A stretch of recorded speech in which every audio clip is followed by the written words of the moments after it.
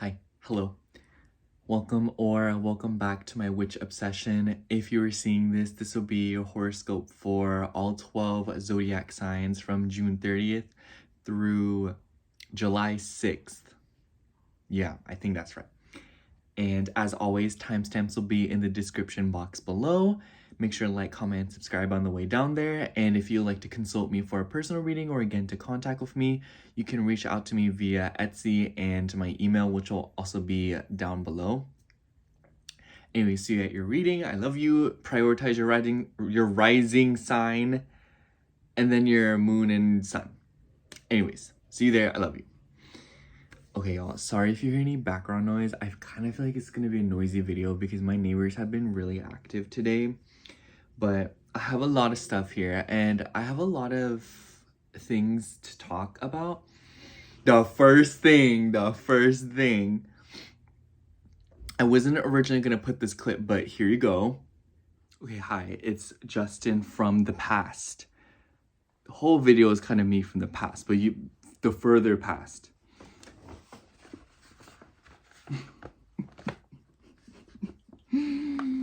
Guess what's in this bag? Guess. I'll give you 5 seconds.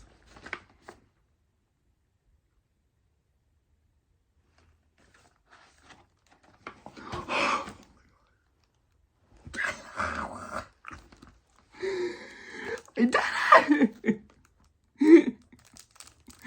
Oh my god, let's see. When you're seeing this, I will not have posted this anywhere because I wanted to share this moment on this with you all. So I don't want to, oh my gosh. I usually don't really understand the appeal of keeping boxes unless it's like an Apple box, because that's the only time I keep boxes for some reason. But this box, I'm keeping it. This is the Chance Splendo Deed.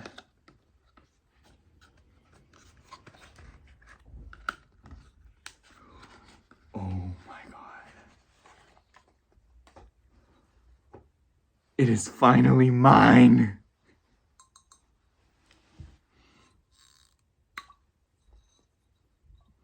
I already sprayed some of the sample at the store. I just wanted to share the unboxing with you all. I'm sorry, I'm like startled right now. Like, this feels like my whole life has led up to this moment. Not to be dramatic, but we did it, Joe. We did it. We did it. Okay, that's all. Back to the video. I literally can't believe. Actually, I can believe, but it's just like, I don't know, you guys. I think it's funny because the more I smell it, the more it kind of reminds me of my mom. And I don't know, I've literally been picking up the bottle every time I see it, and I'll sniff it, and then I'll be like, thank you. Like, I'll literally just say thank you out loud. I'm lost my marbles, but I love this sound too. Or like that sound. I love that noise. But anyways, I did it. Thank you all so much. I owe it to you all for supporting me throughout that journey. And I bought some other stuff that I wanted to show you all. And honestly, I wanted to talk about things that have been bringing me joy, because I feel like these past few weeks, I've just been settling into this new schedule because of work. And I didn't think I would work a job by this point. And I'm very grateful for this job because it's a very easy job and I just really like it. And it's, I just sit there all day. It's just like this like stand in the mall. So what I do is I read all day, and I've been gobbling up books and I love it. And this is so funny, but I feel like the more I read, the better I get at it, which is duh. And what I mean by that is I feel like when I read, I have to reread what I just read over and over so I can like understand what the hell is going on. But I feel like lately I haven't really had to do that, where I'll read and then I'll be like, okay, I think I have a general concept of it. And so I've been really enjoying it, and I wanted to show you some of the books that I've been diving into or have read. So this is them. these are the books that I've read, and a majority of them are by Caitlin Doughty, which is one of my favorite authors of all time. Do y'all know about that? Ask a Mortician on YouTube. It's her. I love her.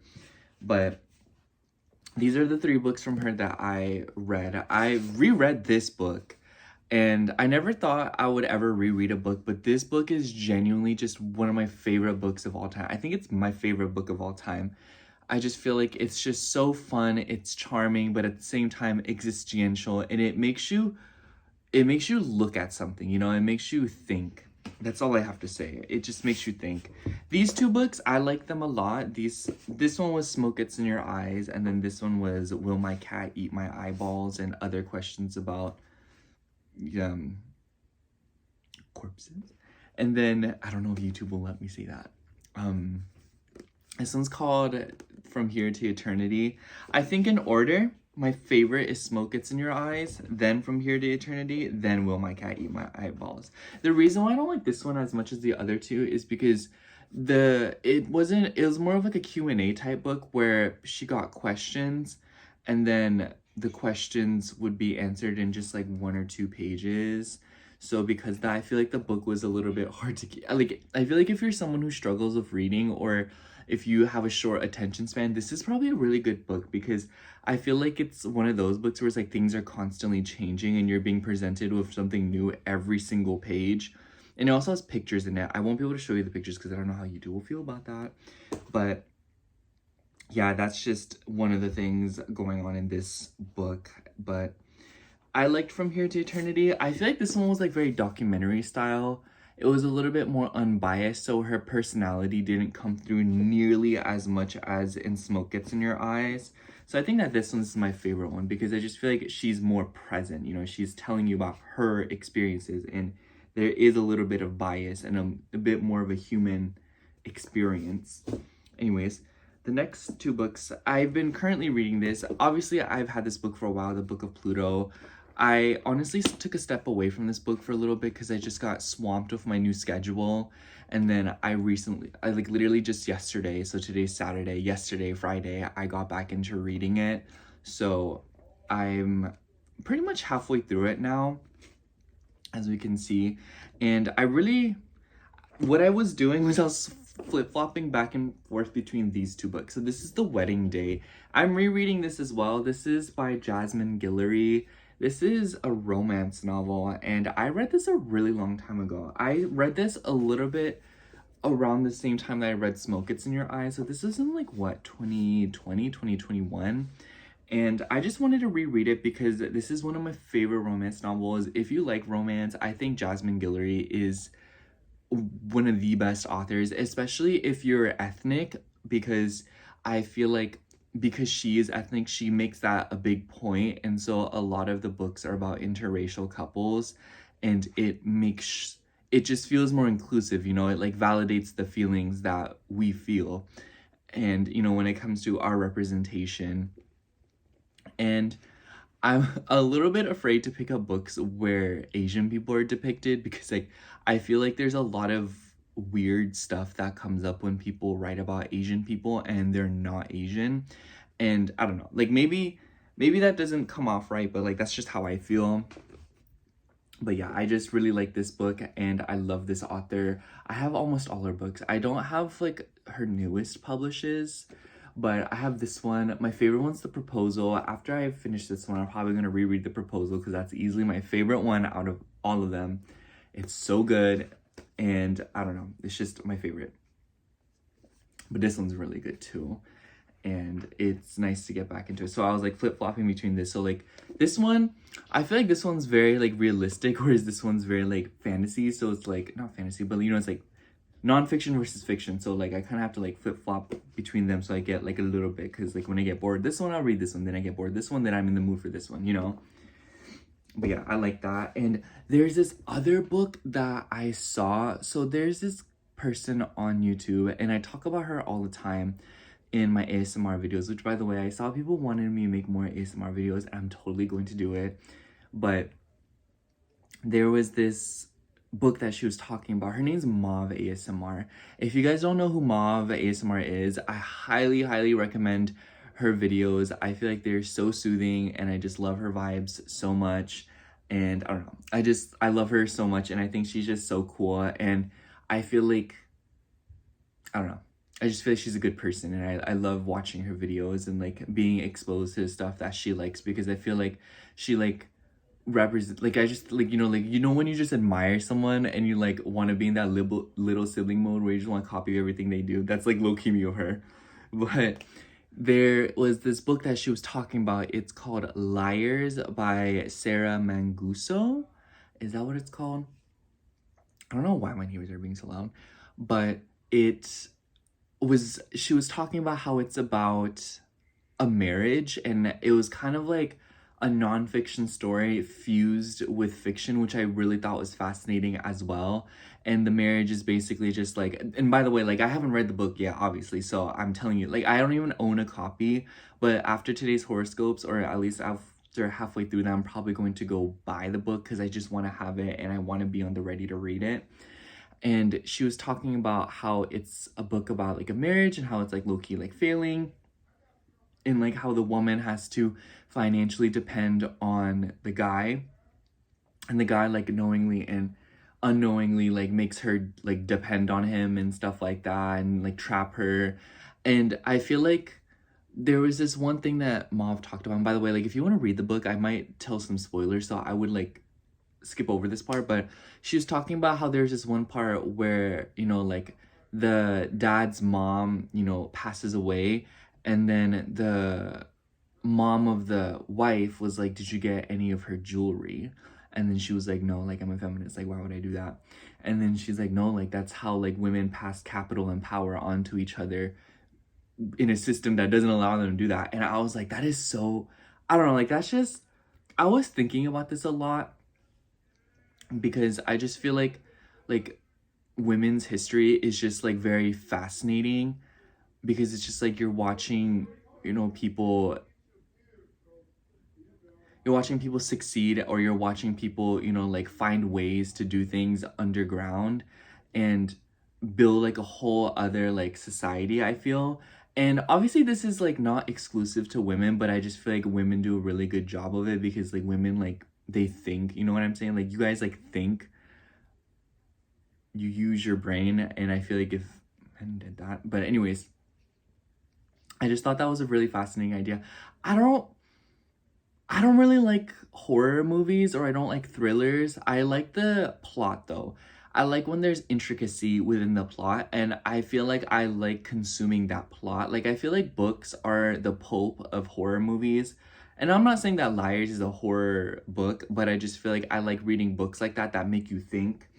And that's how I feel about these Caitlin Doughty books, where I just feel like they're a little bit morbid and dark, and it forces you to think, and it forces you to like look at things from a different perspective. And that's why I really want to read that book, and why I've been like really into reading, because I feel like it gets my imagination going. But I don't know why I like books that do that to me, but I like them, and I feel like I would really like that book, or at least owning it would be really nice. But I do want to like read it.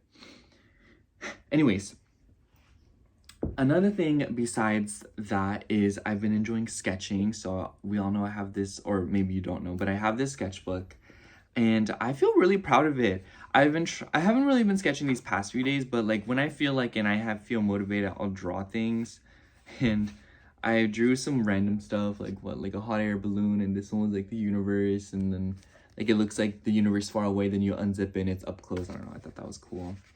And then this one I drew Courage the Cowardly Dog. I kind of just drew this for fun, and then I got really invested in it. So, and then this one's just kind of like honeycombs and like plants and whatnot.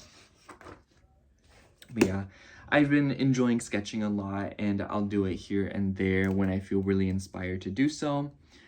Anyways, the last few things are skincare products, because I've really been enjoying, sorry, my neighbors are really irritating me. I can't ignore it. But anyways, I got some more skincare stuff because my job paid me my first paycheck, and I was like, girl, let me go buy some stuff. And so this is what I got. But the first thing that I got was kind of the most like predictable. I got this. This was the Youth to the People cleanser, the big one. I figured I'm going, because I went and got the moisturizer. So I was like, oh, I'm getting the moisturizer. May as well just get the cleanser before I run out so I don't have to make separate trips. And what if it's inconvenient? So I remember I wanted to get this a while back, but I was a little bit reluctant to do so because it's glass. And at that point, I was moving around a lot and traveling. So I was a little bit apprehensive to be carrying glass on me. But now that I have that little bottle, I think I'm going to use that when I travel or when I'm having to move around. But yeah, I've really liked it so far. So I was like, you know what, I'll get the full size. And I like it. What can I say? And I got this moisturizer, and this moisturizer is probably my favorite moisturizer I've tried. First of all, I didn't realize how much I missed a container, like a little tub like this. I kind of don't like the moisturizers that come in, like, I call it an oversized toothpaste tube. I think it's annoying, and I feel like it's not very nice because, like, I can't see how much product I have left. Whereas this, I can, like, see exactly how much I have left. But this was expensive, y'all. And I kind of hate how my skin knows the difference between a cheap moisturizer and a expensive moisturizer. I feel like that's duh. Like, I'm not gonna lie, you guys, I hate when people talk about skincare and they're like, it's a scam. And I'm like, okay, let me buy the cheaper stuff, and then my skin hates it. And then I buy the more expensive stuff and my skin loves it. And I'm just kind of like, guys, you know, I don't like people that try to de-influence you, because I feel like them de-influencing you is like they themselves are profiting off of that. So how much can you trust these people? Do you know what I mean? They're all saying that like La Roche-Posay is better, and then you look in their cabinet and then they have a bunch of stuff from Chanel, and like, I don't know, you know, like these people are obviously like, if you have, I don't know, maybe I just think differently, but I just felt like, you know what, I'm going to buy the moisturizer that I want as opposed to what I think. Because when I was using the e.l.f. cream, my skin hated it. My skin hated that thing. But now that I'm using this one, and I glop it on, y'all. Like, I literally, like 3 fingerfuls of it in my palm, and then I'll still apply a little bit more. And I feel like my skin has been loving it, because I feel like my skin needs more hydration, moisturization, but it's really hard to find good moisturizers nowadays. So I'm just like really excited to have this. It's been helping me. And, you know, because when my skin was really clear the last time, it's because I had a good moisturizer, and it's from Lumen, this brand on Amazon, and they literally just like changed everything, and they changed their formula, they changed the packaging, and then they're all talking smack about their old packaging, being like, oh, like we don't, you know, like those moisturizers where it's like this, but then like there's like a hole, and then you press it and then a little bit comes out. I hate that thing. It is so, I don't get why people like that. I feel like it's a weird contraption. Just give me a tub full of it. They're like, oh, no bacteria filled containers. It's not that big of a deal. This is fine, okay? I like this. It works. Do not wash your hands before you use your moisturizer. You know, like, come on now. That just really, oh, let me not cuss. It really irritates me. But yeah, and they changed the formula and everything. I don't know if they changed it or not, but it wasn't working the same way that I used to, and my skin started breaking out. That's like, ever since that changed, my life has not been the same, and I have struggled ever since. Now that I have this, I'm like, okay, maybe I can get back on track with my life. But, you know, it's been like a winding road. And another thing that I got was this. We all know I've been talking about Rhode for a while. I haven't used it yet. I literally just got it today in the mail. And do you hear that? This is nice, y'all. Like, I gotta say, this was, and by the way, make sure you abide the free shipping thing on Rhode. You know, when they're like, oh, buy this and get free shipping. Girl, this was $30, but shipping was like $6, so my total was like $40. And I was like, girl, may as well just got another thing. If I like this, I'm probably gonna get their Barrier Restore Cream and then the face mist, because I just really want to try it. And I'm very curious because the cream seems very like thick, and I feel like I need that, because this is good. I just feel like I need something even stronger for nighttime, something that's like literal like butter. I don't know. The experience is really nice too. I like this box. I don't know how other people get their box, but I thought it was really cute. You know, like the packaging is very, I just like it. I thought it was very chic. And they sent me a free peptide lip treatment. I'm wearing it right now. I really like it. It smells like medicine. It smells like ointment, but in kind of like a good way, which I kind of appreciate, because I feel like sometimes when I put on lip stuff, I kind of don't like when it's like very fruity. I like it for the most part, but there is that time where it's a little bit inconvenient because you just ate and then you're putting on like something fruity, and then it like the vibes in your mouth versus the vibe on your lip is like not matching, and you're like, what's going on? Like this, I'm a little bit overstimulated. But yeah, I'm gonna try this out, and if I like it, I'll get the other stuff, and then I'll tell you all how I feel about it. I will say, I poured a little bit into my hand, and you know what it feels like? Someone said it feels like a liquefied moisturizer. That's exactly what it feels like, because it left kind of like a feeling on my hand, you know what I mean? Like a tacky feeling, in like a good way, you know, like, wow, like there's a lot going on in this bottle. But, you know, I was also surprised by how small it is, you know, not that that's a bad thing. I just thought it would be like a oversized bottle, like, and I was a little bit nervous because I was like, that's a lot of packaging, lots of product, if you know what I mean, like, that I might throw away. But they do have a recycling program where you can like resend these bottles and recycle them, so I thought that was very nice. But yeah, so far, just upon first impression, just looking at the product, I'm like, ooh, like it looks cute. I like it. It's visually appealing, and I feel like I'll like the product itself. But yeah, that was a lot of stuff at once. But yeah, that's all I have for you today. This was a lot. I thank you for listening. I love you. I will see you at your horoscope. Comment a what emoji? Comment a tomato emoji if you saw this, because this smells like tomatoes. I don't know how to explain it, y'all. It smells like vegetables. But comment a tomato emoji if you saw the entire ramble. I will see you at your reading. I love you. See you there. Also, someone wanted a plant tour, so I'm gonna give you a quick plant tour for those of you that are interested. So this is a Thanksgiving cactus. I stole it from my mom when I was still in Kentucky. She was outside for a really long time, and do you see kind of this brown? That's why, but she was way more brown and just not doing so well. And ever since then, I brought her inside, and she has greened up so nicely. Literally her thriving era. Props to her. She was out there for a few months, and I just let her be out there for some reason because I had no room in the place, and now I have room, and now she's like in here. But I'm excited to see her leaves flopping a little bit, because that means she's like using up her resources and her water, so she's growing. Anyways, this is a prayer plant. This is Calathea orbifolia, and I don't know what she's really doing. I think she's just acclimating, because I do see new growth. I just watered her. Do you see these little stubs? These are new, and these weren't there. So I think she shed this leaf just so she can like put more out, or she's just like acclimating, you know? She's like, oh, like, so we're like indoors now, I guess. So I'm like, yeah, girl. But I know she's doing well because her leaves aren't browning too much. So I know she's just getting rid of this leaf. And then this is my money tree. I don't know the botanical name, but my old roommate gifted this plant to me.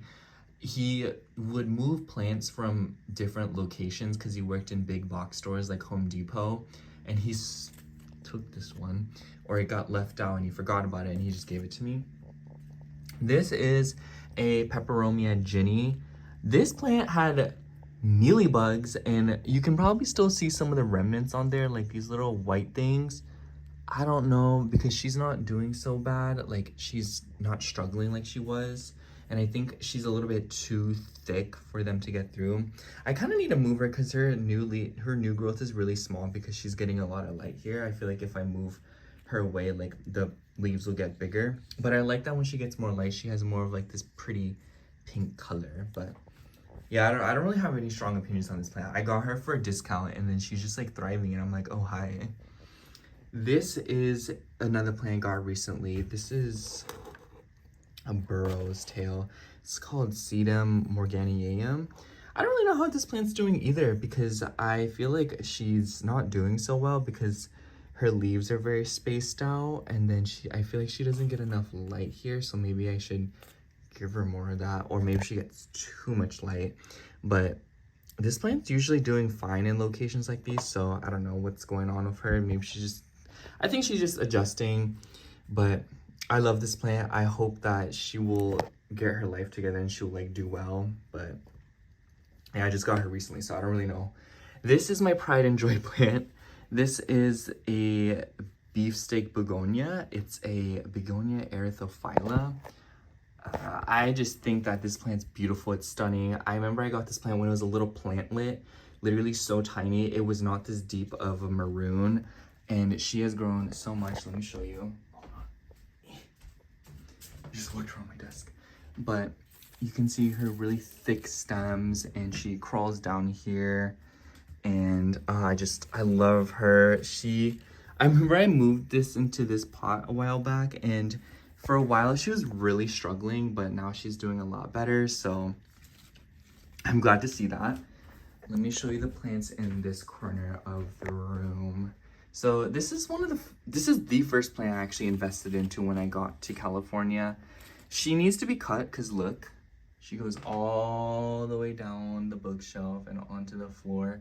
And usually when this happens, I chop her, and then this top part gets bushy again, and I love that. I love when the top's bushy. I don't like when it gets all balled up here. So, and I'll even take the cuttings that I got and put them back into the pot so she gets more full.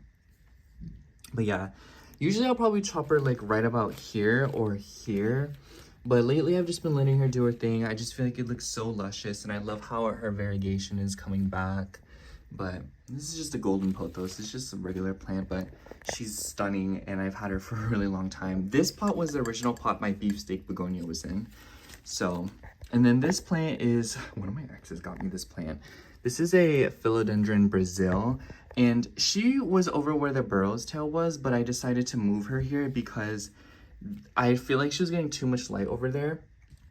Usually I've noticed when you have tropical plants like this, you should try to give them less light, or not like direct light. You should give them shade, because when they have less light, their leaves are bigger, because they're used to being on like the tropical floor, so they don't get a lot of light. They only get light that streams in from through the trees, so they don't need as much light as other plants. Not saying they don't need light at all, but it's just like, you know what I'm saying. But yeah, I've had this plant for a while, and I love her. She's very bushy, and I don't really know how she likes this spot. I feel like she's kind of throwing a tantrum right now. I think she needs water, actually, because you can see how like limp she is. Like, whereas this one, like, I feel like, you know, like it's kind of crunchy almost. I think I broke a leaf, oops. But this one, it's like a little bit more limp. But that's the plant tour. That's all the plants that I have for now. It'll probably continue to grow. Thank you. All right, starting out with Sagittarius rising. So hello, Sagittarius rising.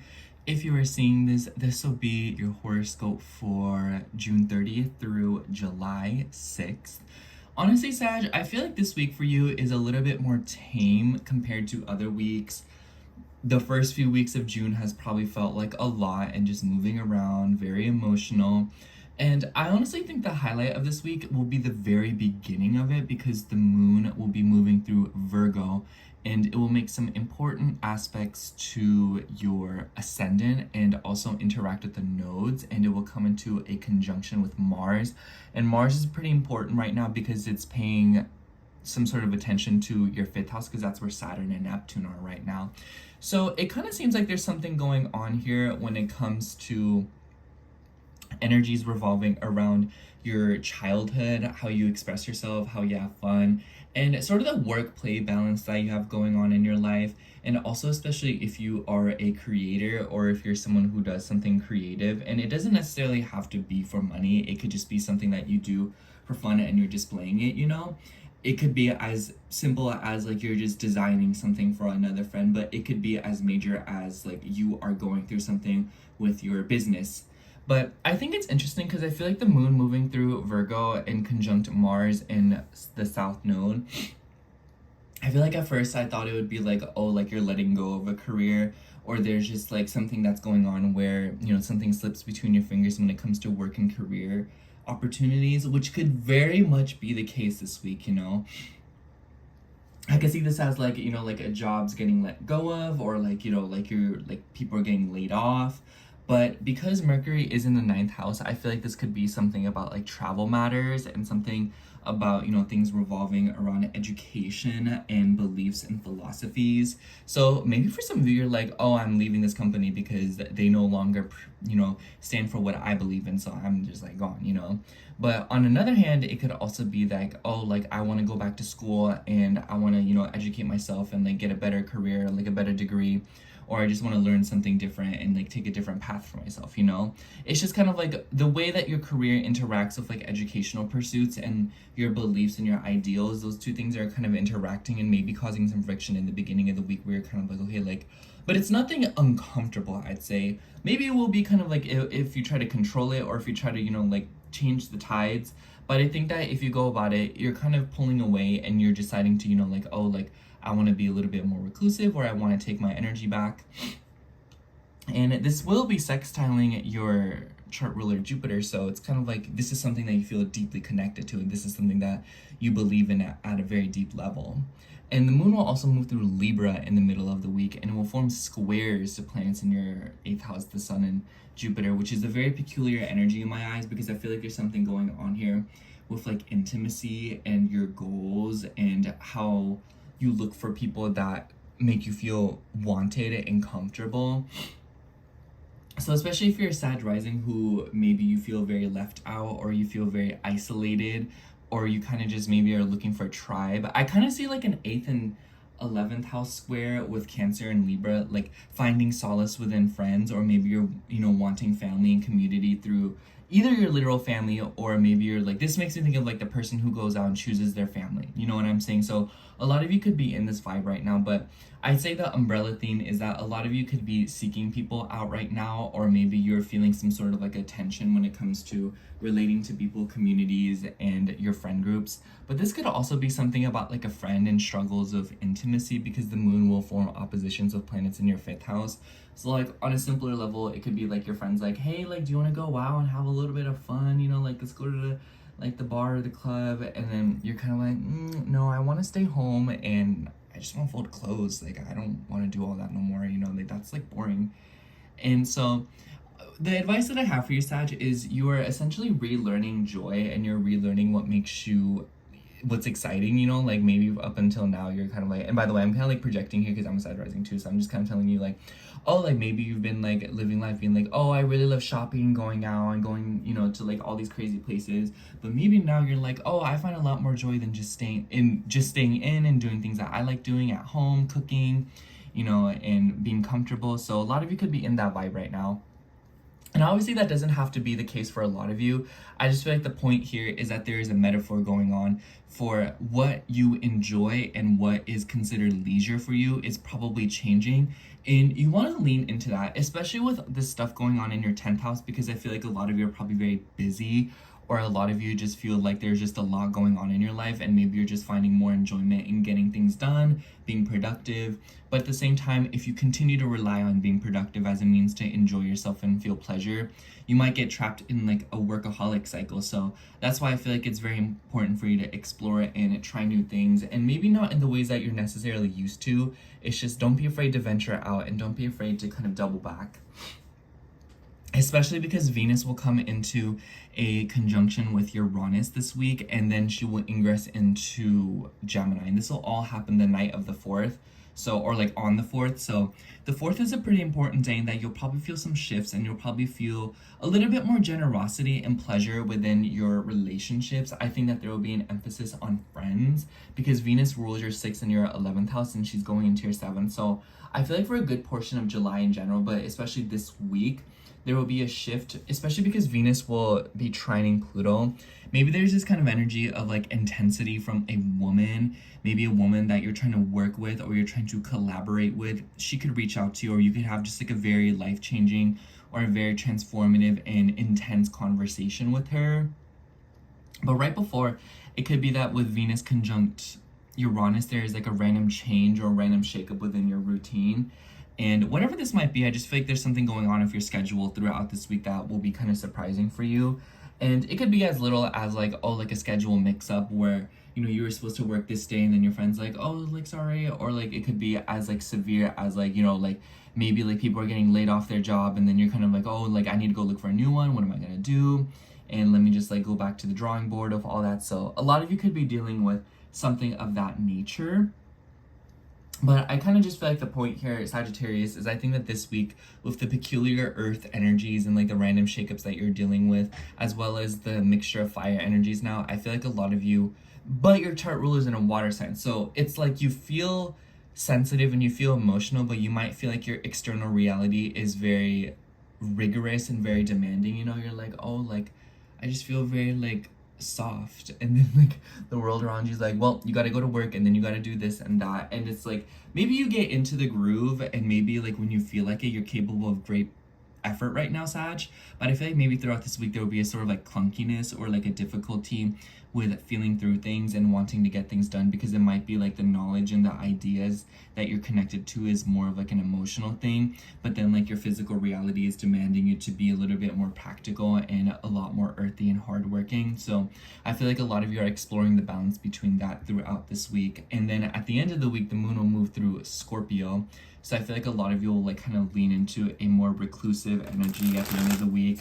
Makes me think of someone who's just like getting plenty of rest, someone who's just introspecting, interesting dreams, especially because we will see a grand water trine with the sun in the north node. And then of course the moon will also trine your chart ruler. So I feel like a lot of you will have a very interesting weekend, and it might feel a little bit emotional. I feel like Sag, this week will definitely be fun for you. Like I feel like it will present you twists and turns and will have you on the go.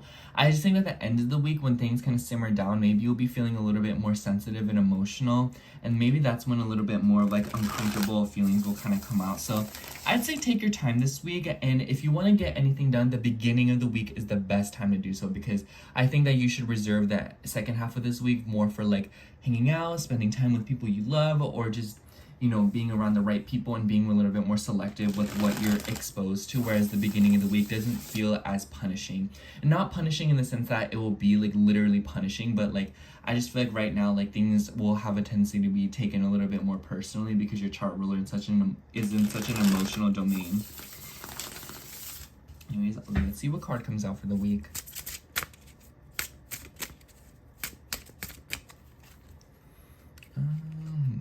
Let's take this one. Oh wow, yeah, we have the Two of Cups. So a lot of you could be connecting with someone. I could totally see that with Venus moving into your 7th house. I noticed that whenever I get the Two of Cups for you, Sag, it isn't necessarily like you're getting into a relationship. But maybe this is the case, you know, like maybe through a work environment, or through, you know, like joining a group of people, or, you know, relating to someone for a cause or something. Like maybe there is like merit for a connection brewing and, you know, building something deeper.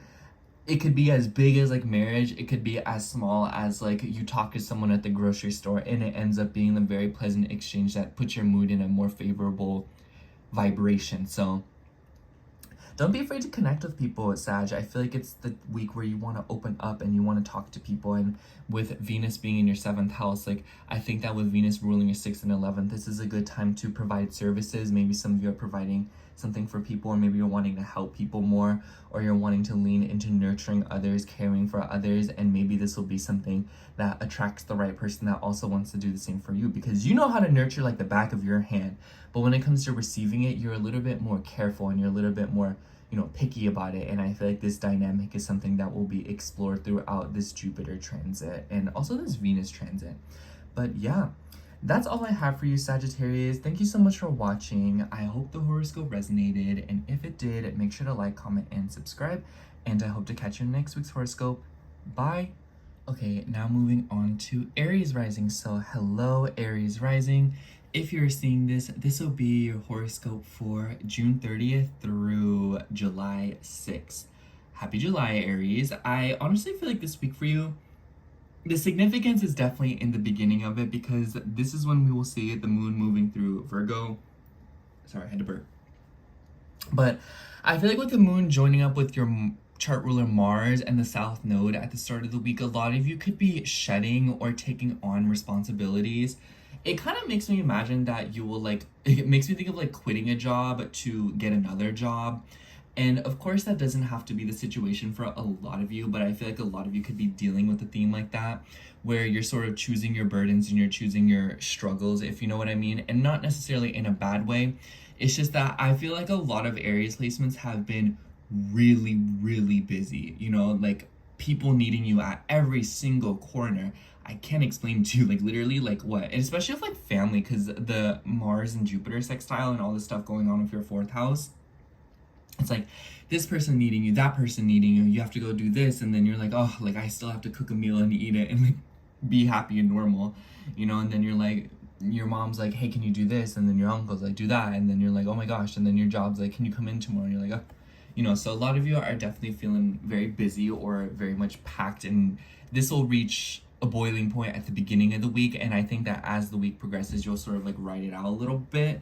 But I will say in the middle of the week, the moon is going to move through Libra, and it will form some T-squares with your ascendant with Saturn and Neptune and Jupiter. So the middle of the week could definitely feel a little bit chaotic, especially with Venus conjunct Uranus as well in your second house. So there could be a lot of shifts going on for relationships and values and money, but also the people that you feel valued by, because Uranus has ties with your 11th house. So I feel like a lot of you could maybe be in the sense of like, no, I want to be around people who make me feel important, or I want to be in an energy where I'm being appreciated, especially if you feel like you're doing a lot for people and you don't feel like you're getting that same energy back, which story of your life. But I just think that this is one of those weeks where like you'll notice that very vividly, especially because Venus will also then move into the third house. So I feel like relationships from this week onwards will take a more lighthearted approach, and maybe you'll be feeling a little bit more fluid, or other people will be less stubborn with you. I totally feel like Venus, your 7th house ruler, moving through Taurus has so been like people stonewalling you, you know, where someone's like, can you, I don't know, can you make me a cup of coffee? And then they sip it and they're like, did you put 3 creams in it? And then you're like, yeah. And they're like, I wanted 2. And you put 3. Remake it. You know what I'm saying? Where it's like people are being very specific and very like demanding. Or this could be like vice versa. But my point, Aries, is that I think that the first half of this week, you are taking gauge on something when it comes to your home, your private life, your family, and how you feel comfort, and where you seek your pleasure and your safe haven, and how that is sort of interacting with the people around you and what services you're having to provide or what you're having to do for others. And this might be like the beginning of the week where it's like, oh, I'm doing this, I'm doing that. I can't do this anymore. I don't want to do that anymore. I want to lean more into letting go. I think that this North Node in your 12th house is very much about that, you know, like letting go of something because you simply don't have a choice to. And I feel like this will not just be like a conscious effort for you, Aries. I feel like it'll be something, because the nodes are obviously out of our control. So I see this as like, man, like this job doesn't pay me enough. I hate it. And like all my coworkers are rude to me. And then you get fired and you're like, oh my gosh, like what am I gonna do? And then like in the long run, you're like, man, I'm really glad that job fired me. You know what I'm saying?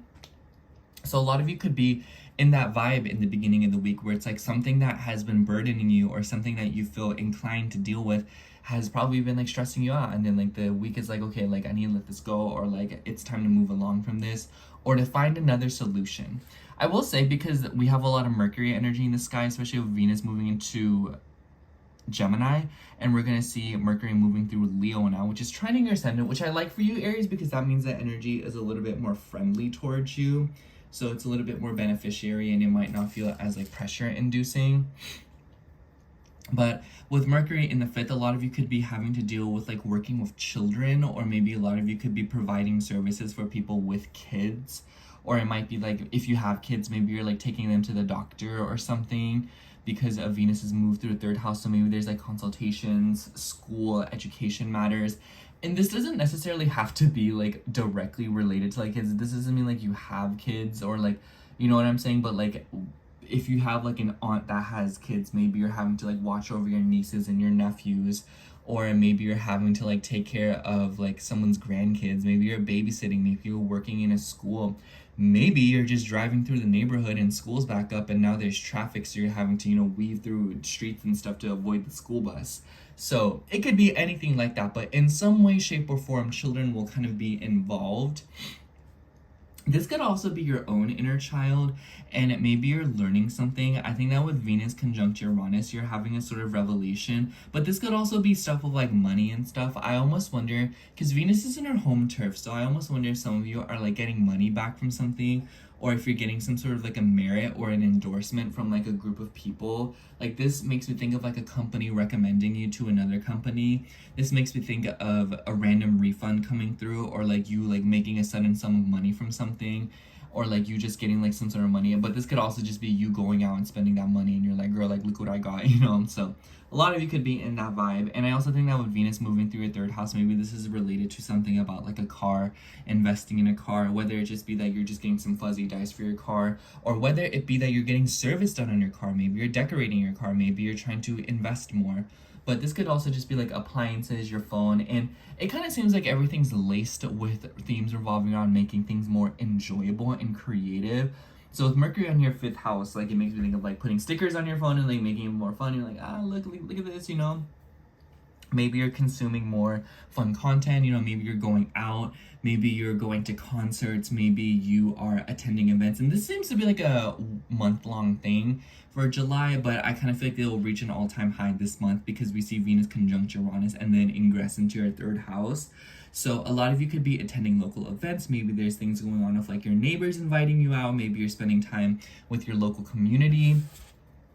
But at the end of the week, the moon will move through Scorpio. And I told Sag this, but I kind of feel like the beginning of the week is the time that you want to get things done.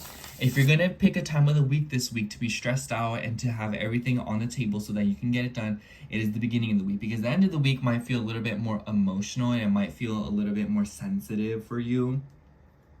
So just take care with that. Do it slowly but surely. And then I kind of just feel like throughout this week, you'll kind of just feel like you're being pulled in a bunch of different directions. And as you figure out your priorities, things are being let go of, or things are being, you know, like moved around. And I think the best piece of advice that I have for you, Aries, is try not to overextend yourself, because it kind of makes me think of like, oh, like my friend really wants me to drive them to work. I'll cancel everything on this day and go see them. And then they text you and they're like, oh, by the way, like I don't need a ride anymore. And you're like, dang, I could have just done everything that I needed to do, you know? It's just like kind of go with the flow, and responsibilities will kind of lay themselves out in sequence in front of you, and you won't have to like push yourself so much, because I feel like Aries right now, you might feel like you're spreading yourself a little bit thin right now, and you really don't need to do that. Let's see what card comes out. This card sticks out to me for some reason. Let's take it. We have the 4 of Pentacles. I definitely feel like Aries are in this vibe of like, you know, like gripping onto things, especially with your chart ruler in an earthy sign. This could be about holding on to things, gripping too tightly onto something, controlling things. But, you know, it's not very realistic, and it might be themed around scarcity or greed.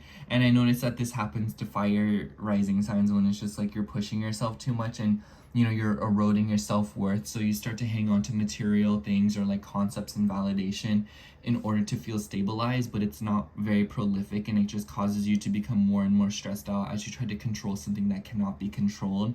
So I feel like the vibe here is to release and to get rid of stagnant energy. Makes me think of like still water, you know, and how it can brew bacteria. By standing still, yes, you're not moving and you're not being threatened, but at the same time, something is going to start festering. And I feel like this is the week where you want to initiate things, or you want to take stock to see how you can initiate and bring changes, whether it be picking up those socks that you left in the corner of your room, or whether it be big as making some bold career moves so that you can get a move on and have something different to do. This could also be related to your money. But that's all I have for you, Aries. Thank you so much for watching. I hope the horoscope resonated. And if it did, make sure to like, comment, and subscribe. And I hope to catch you in next week's horoscope. Bye. Okay, now moving on to Taurus rising. So hello, Taurus rising. If you're seeing this, this will be your horoscope for June 30th through July 6th. Sorry, my brain went blank there. But honestly, Taurus, I feel like you have a pretty important week ahead of you because your chart ruler is on the move. I honestly feel like this week isn't very... It won't feel as hectic as the past few weeks have been, because I feel like we've been seeing so much happen in these past few weeks. So I think that this week for you, it'll definitely just be like you're feeling like you're dealing with the mundane and getting through this and that, if you know what I'm saying. But The beginning of the week I really like for you more than other signs because we see the moon moving through the 5th house, and the moon will charge through Mars and the south node. So a lot of you, I've noticed that Taurus risings have been going through stuff with their children. So like if you have kids, you might be getting into it with them in the beginning of this week. So I would say stay clear of that and make sure you kind of keep things, you know, like green light vibes, because you might kind of feel like you're like stuck in a crossroads with them, or you might kind of just feel like there's a disagreement in the air, if you know what I'm saying. So just look out. And I don't mean to like say that in a bad way, just might kind of feel like this week feels a little bit all over the place with when it comes to your kids in the beginning of the week. But I also feel like the 5th house energy could be like dating. So a lot of you could be, you know, like dating people, or dating people, that's such a like a simple way of saying it, but that could be the case. But for a lot of you, I also feel like this could be fun, but you might kind of feel like that you're feeling a little bit restricted in this area because we see Saturn in your 12th house, and then Mars is in your 5th, and Saturn's in Mars territory. So with Mercury in your 4th, you might kind of feel like, oh, like I can't do what I want to do because of my household, because of my family, or I can't go shopping because I have to pay the stuff for my house, or I can't do this because of my family or because of my living situation, you know?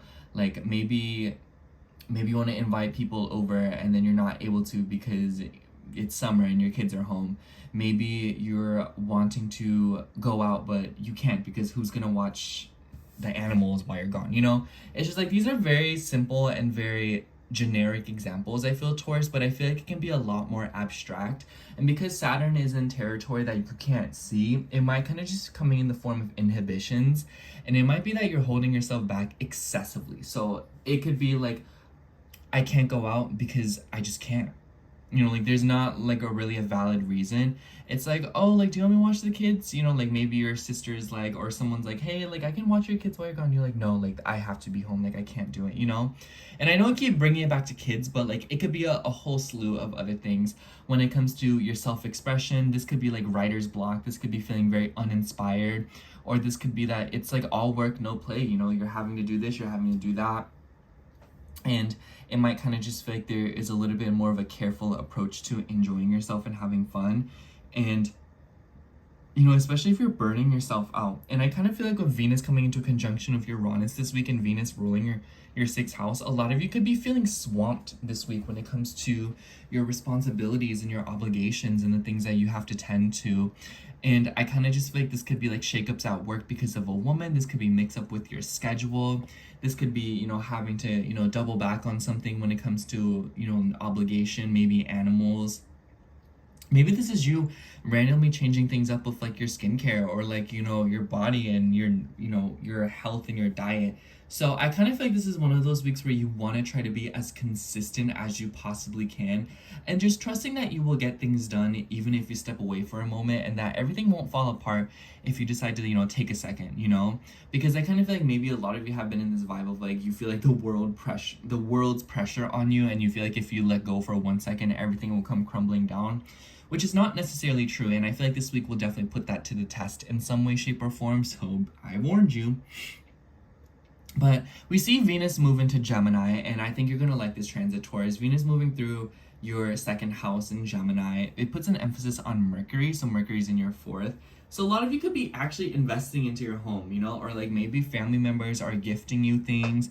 Maybe you're receiving gifts from like, you know, like people that you love and you are, you know, attached to.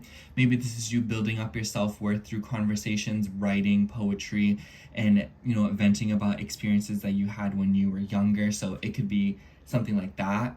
But on a very basic level, considering that you are like a materialistic creature, Taurus, I just feel like this is you doing things with your house. Gemini makes me think of appliances, so this could be like, oh, like getting a new flat screen TV for the living room, you know, getting reclining couches, or like reclining seats instead of like the regular old couch, a new microwave, you know, like gadgets for the home. Maybe you're getting like an electric toothbrush or something like that. You know, it's just like things that feel a little bit more high-teching. It could be as big as like a new fridge or something, or it could be as small as like one of those like waterless duster, or like those reusable dusters that you can use for the house, you know? So it's like things that make things around the house a little bit more convenient, easier, and more beautiful. I remember my friend, she had this speaker that looked like a painting. So that could be, you know, a situation for you where you're getting something that is aesthetically pleasing, but also very practical and useful, which is a crazy idea, like a speaker as a painting. But you know what I'm saying? Like, I remember, like, I remember she like used, like she would be touching that painting while when I FaceTimed her, and I'm like, girl, why are you touching the painting? She's like, oh, it's because it's a speaker. So, you know, like a lot of you could be dealing with something like that where you're getting things that feel a little bit more high tech for the house. But the moon will move through Libra in the middle of the week, which will definitely emphasize services.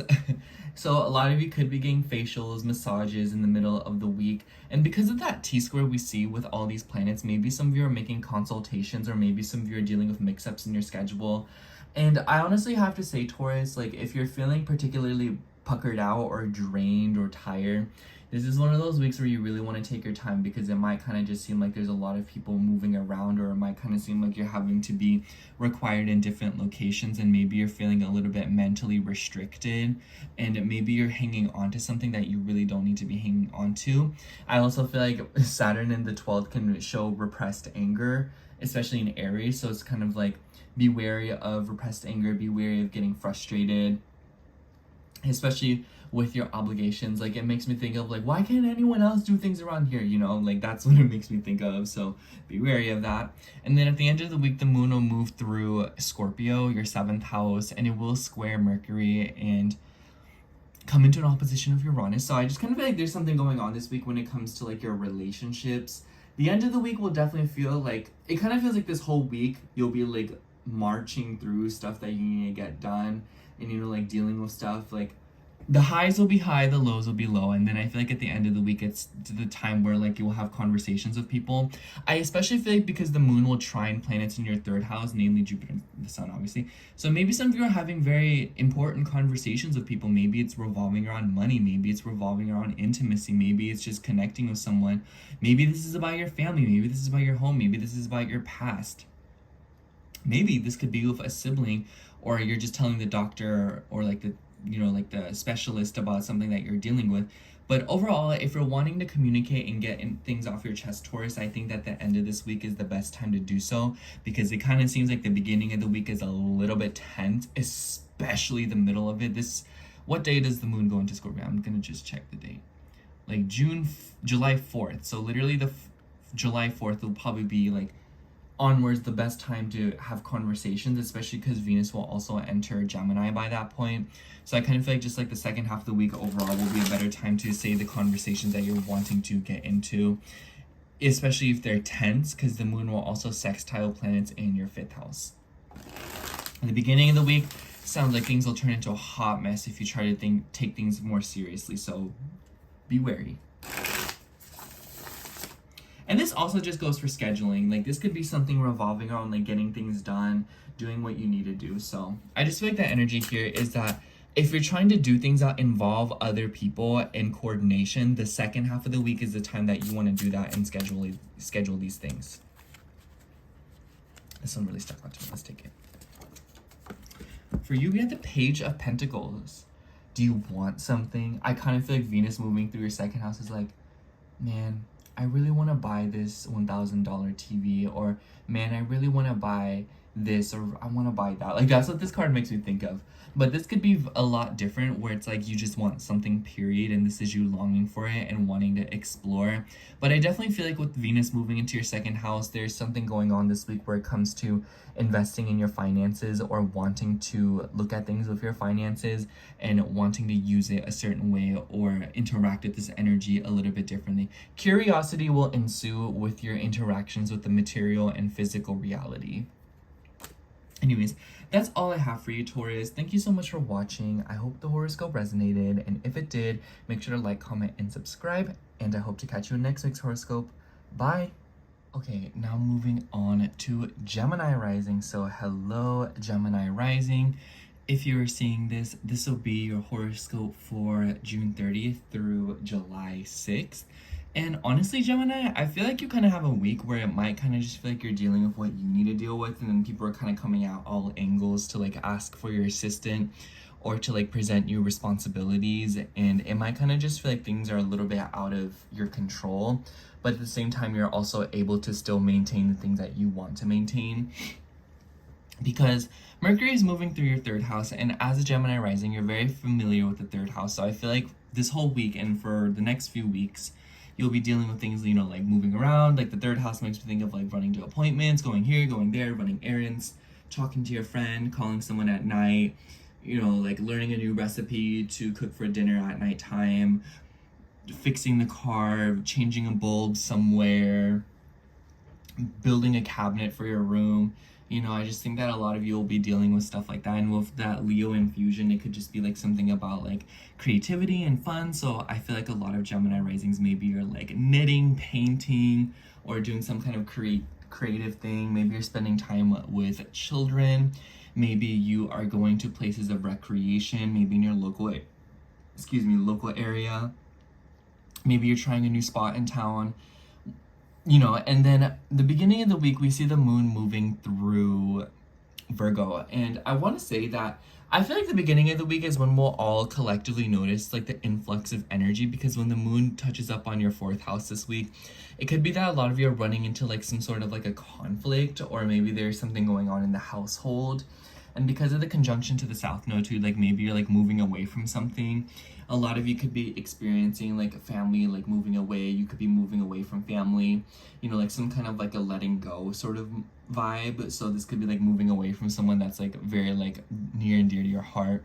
And I don't mean to like say it in like a depressing way. It could be really anything. So like maybe like grandma finally sells her house that you grew up in, and then it's just kind of like, oh damn, you know, I'm like moving away from that.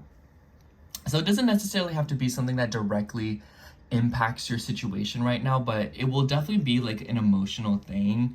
And with Mars being here as well, and Mars ruling your 11th house, this could be something about like goals that you have, you know, things that you're very attached to, ideals and concepts, and how this relates to your tribe and people who you want to be involved with. And with your chart ruler in the third, like maybe this is you setting out to look for a new community, or maybe this is you looking for different people or wanting to explore more outside of things that maybe you set out to do a very long time ago.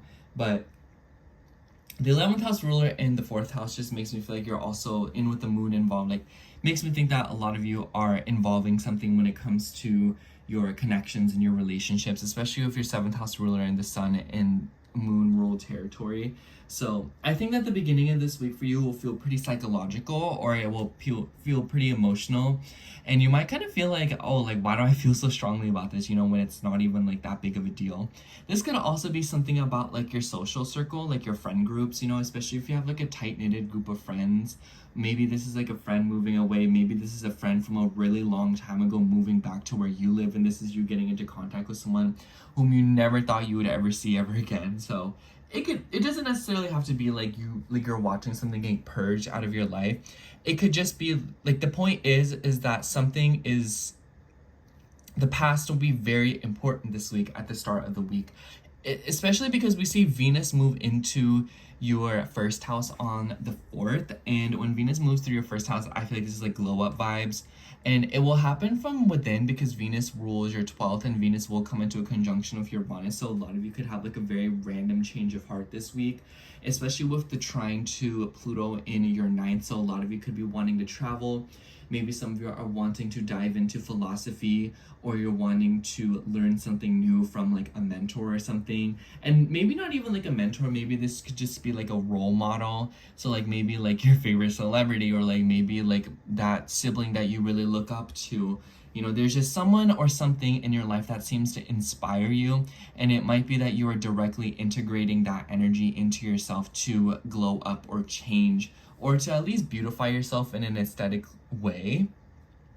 Venus also rules your 5th house, so there could be something going on here revolving around your inner child, self-expression, and healing wounds, probably. But I like Venus moving to the 1st house. I feel like this is an opportunity for you to explore, and a lot of you could just be feeling like very like you're gonna be coming off as like a lot more charming. People will be more drawn to you. People will want to interact with you. People will be like, you know what I'm saying? Like you'll be like, oh my god, what's going on? But the moon will move through Libra in the middle of the week, and it will come into a square with Jupiter and the sun and opposed planets in your 11th house. I definitely feel like the middle of the week will be the time where you're kind of feeling a little bit more of the pressure, especially when it comes to like your values. I don't know why, but it kind of makes me think of like you're put into a situation where it's like you're forced to give your opinion and input, and you're kind of like, I did not know that my opinion mattered in the situation as much as it did, y'all. Like, I don't know why you're dragging me into this, you know? So a lot of you could be dealing with that. I don't know why, like, I just got that vibe. But I also feel like the moon moving through the 5th house could be something about like your friendships and your social circles versus like your financial situation or like your self-esteem and your money. So it could be like, oh, like, I just want to stay home, and then your friend's like, let's go out, and you're like, girl, no, like, I want to save my money, like, I don't want to do all that. Or this could even be something about like, oh, hey, like, I think I'm just gonna like go with my friends, and then your friends are like, no, like, we're fine, you know. Like, it's just like, I feel like with Saturn moving through your 11th house, there will be noticeable restriction or some kind of like a heaviness when it comes to your social circles and the people that you relate to when it comes to your ideas and what makes you happy. And with Mars being in your 4th house, like, I feel like it could be directly related to families and home and like emotional attachments. And especially if you feel like obligated, or if you want to like assist people, or if there's like a desire to provide service and be there for people, something about that could be kind of getting scrutinized as this week moves on. But if so, it will be in the beginning of the week. And I've been telling every sign, I feel like if you want to get anything done this week, Gemini, the beginning of the week is the time to do so. But for you, it will be a little bit different. I think that this week will be one of those weeks where it's like the planning should be done at the start of it, and then the action should be done at the end of it, because the moon will move through your 6th house in Scorpio at the end of the week. This is literally like what, like July 4th.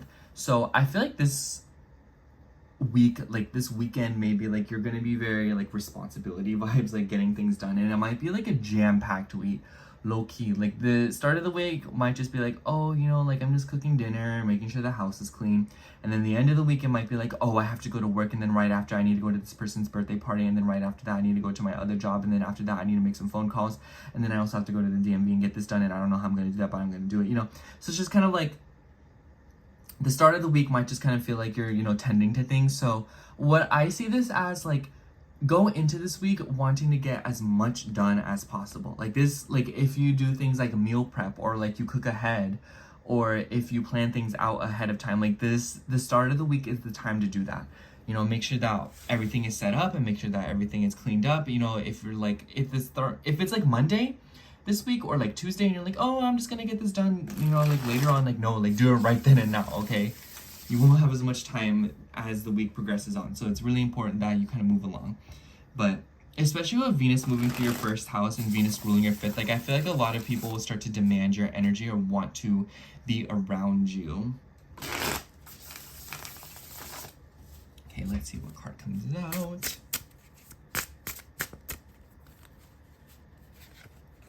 I don't know why, but I want to take the very last card. Yeah, for you, we have the 5 of Pentacles. So a lot of you could be feeling left out in some way, or you might kind of just feel like people are not being as generous with you, or maybe there is this feeling of like wanting more or not having enough.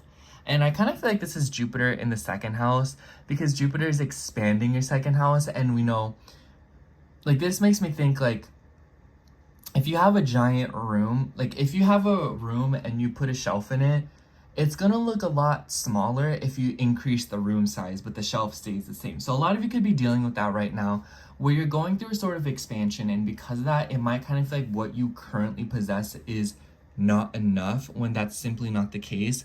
It's just time to upgrade and change and realize that there's a lot of empty space that you can experiment with and fill up and try new things, since now you are growing and you are expanding at a conscious level, and it's a time for new experiences, and it's a time to look at things a little bit differently, especially if you do feel like things are, you know, not enough for you. And it's like you should take that as the ultimate sign, as you are growing and it's time to go and pursue more.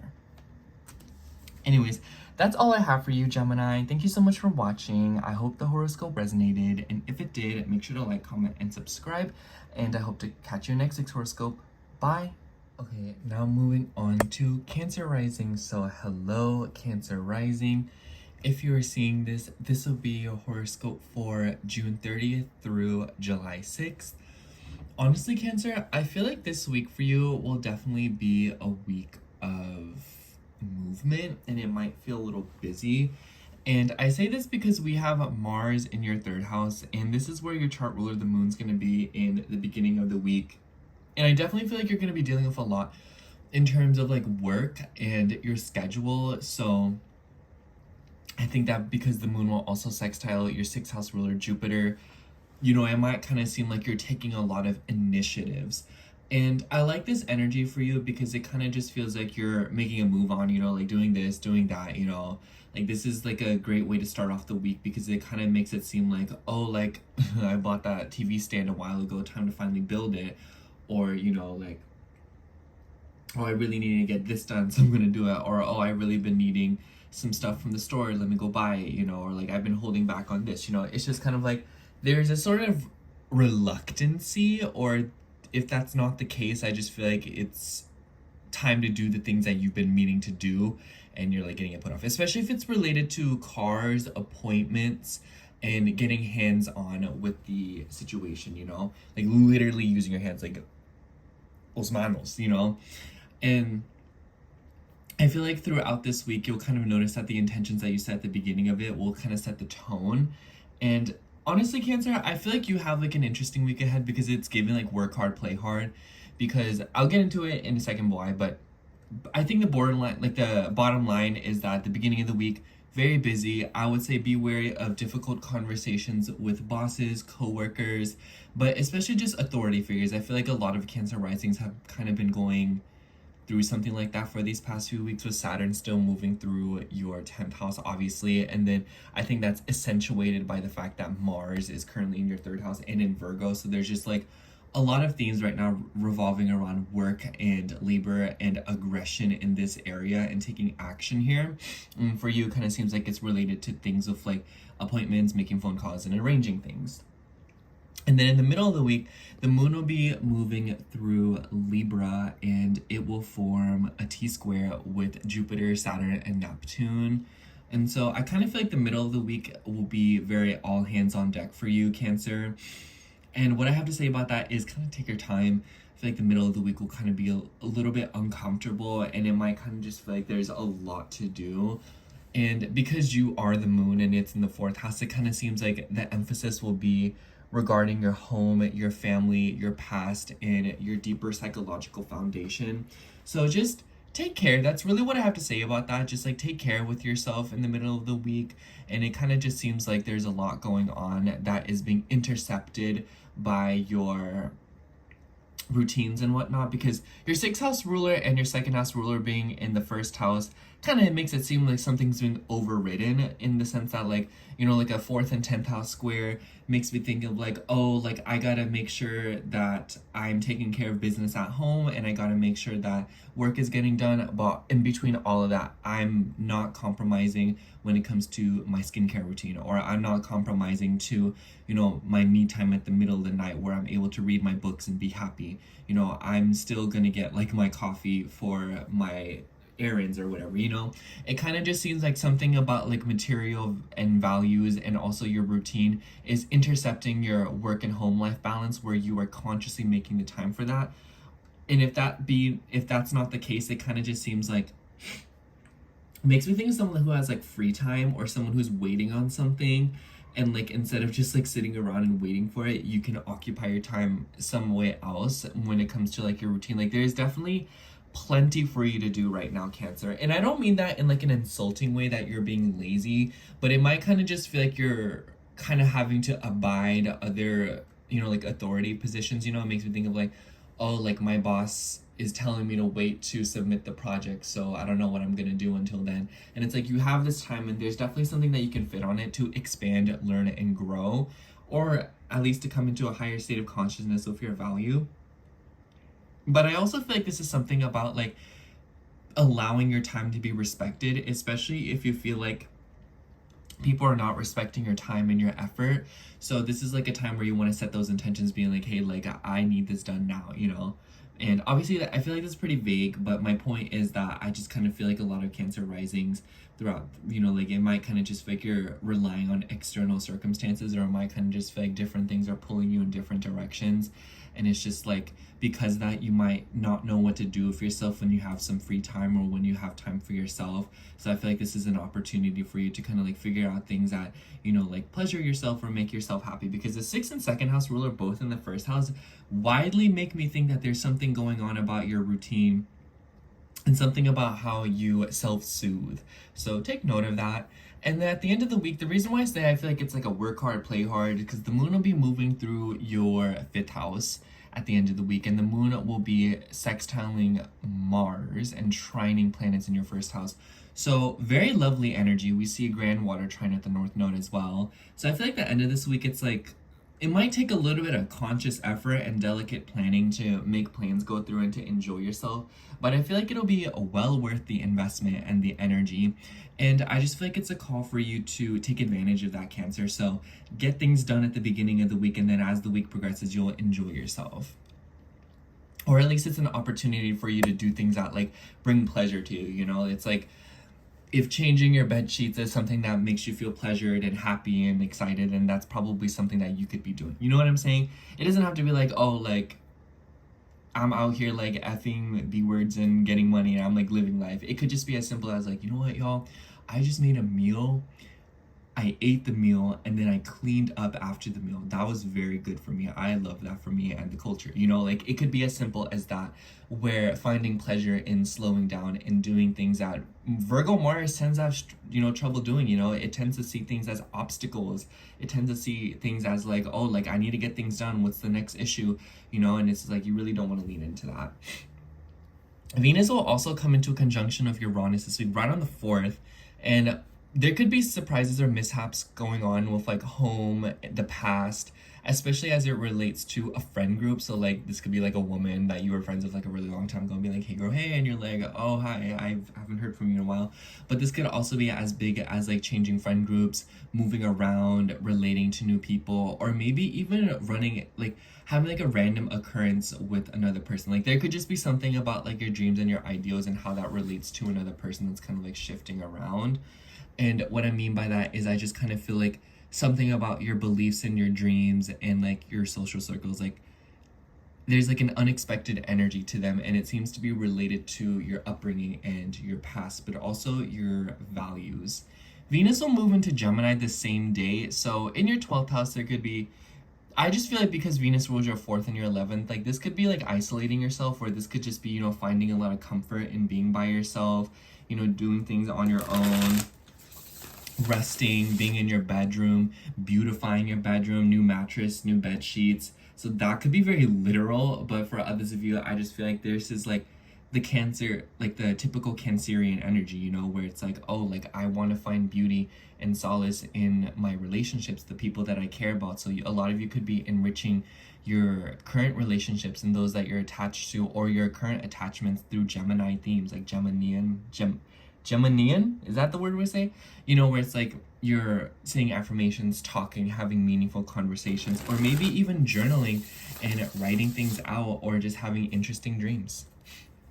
Let's see what card comes out for you. This card really stuck out to me. Let's take it. Ooh, for you, we have the Ace of Wands. I definitely like this energy. It seems like you're taking some sort of initiative, or you're starting something. And I kind of feel like with all the fire energy that we're seeing move around, you know, with your 4th house ruler moving into Mercury, and then we have Mercury energy, and then Mercury's in the 2nd house in Leo, passion, ideas, thinking, communication, talking to people, the movement of information. Protect this information, cover your tracks, and make sure that things are being credited to you, Cancer. Oh my gosh, I feel like Saturn in the 10th house could definitely be people taking credit for you instead of you getting what you rightfully deserve. So keep this in mind. But I've overall just feel like this will be a week for you where there is a lot of new energy and friction and passion, and it is very important that you direct it towards healthy areas of your life. Otherwise, you might run into some like flare-ups or disagreements. Anyways, that's all I have for you, Cancer. Thank you so much for watching. I hope the horoscope resonated, and if it did, make sure to like, comment, and subscribe. And I hope to catch you in next week's horoscope. Bye. Okay, now moving on to Leo rising. So hello, Leo rising. If you're seeing this, this will be your horoscope for June 30th through July 6th. We are approaching Leo season sooner or later. But anyways, Leo, I kind of feel like there's definitely an energy where it's like you're coming out of the trenches low-key because we have Mercury in your first house now. And like maybe you're opening up just a little bit more, or there is more situations that are demanding that you communicate and talk and be a little bit more chatty. But with your chart ruler, the sun in your 12th house, I kind of just feel like, and Jupiter here as well, I feel like there is an expansion of your emotional consciousness. So I feel like a lot of Leos right now, basically what I'm trying to say here is that you're probably not really in the mood to like open up so immediately. And it could be that you are pulling back to create a shell, if you know what I mean. Finding your comfort, finding what feels good for you, whether that be like your room, whether that be your car, whether that be having a certain amount of money in the bank, whether that mean, you know, it's like there's a level of comfort that you are working towards. And I feel like this week will present you the friction that will allow you to do that, or at least expand upon what you have already set the intentions to in order to keep yourself feeling safe. So I wouldn't say that this week is a week of new energy, except for the Venus sign change. I kind of just feel like it's a week where you are making move-alongs with the things that you have already set into play.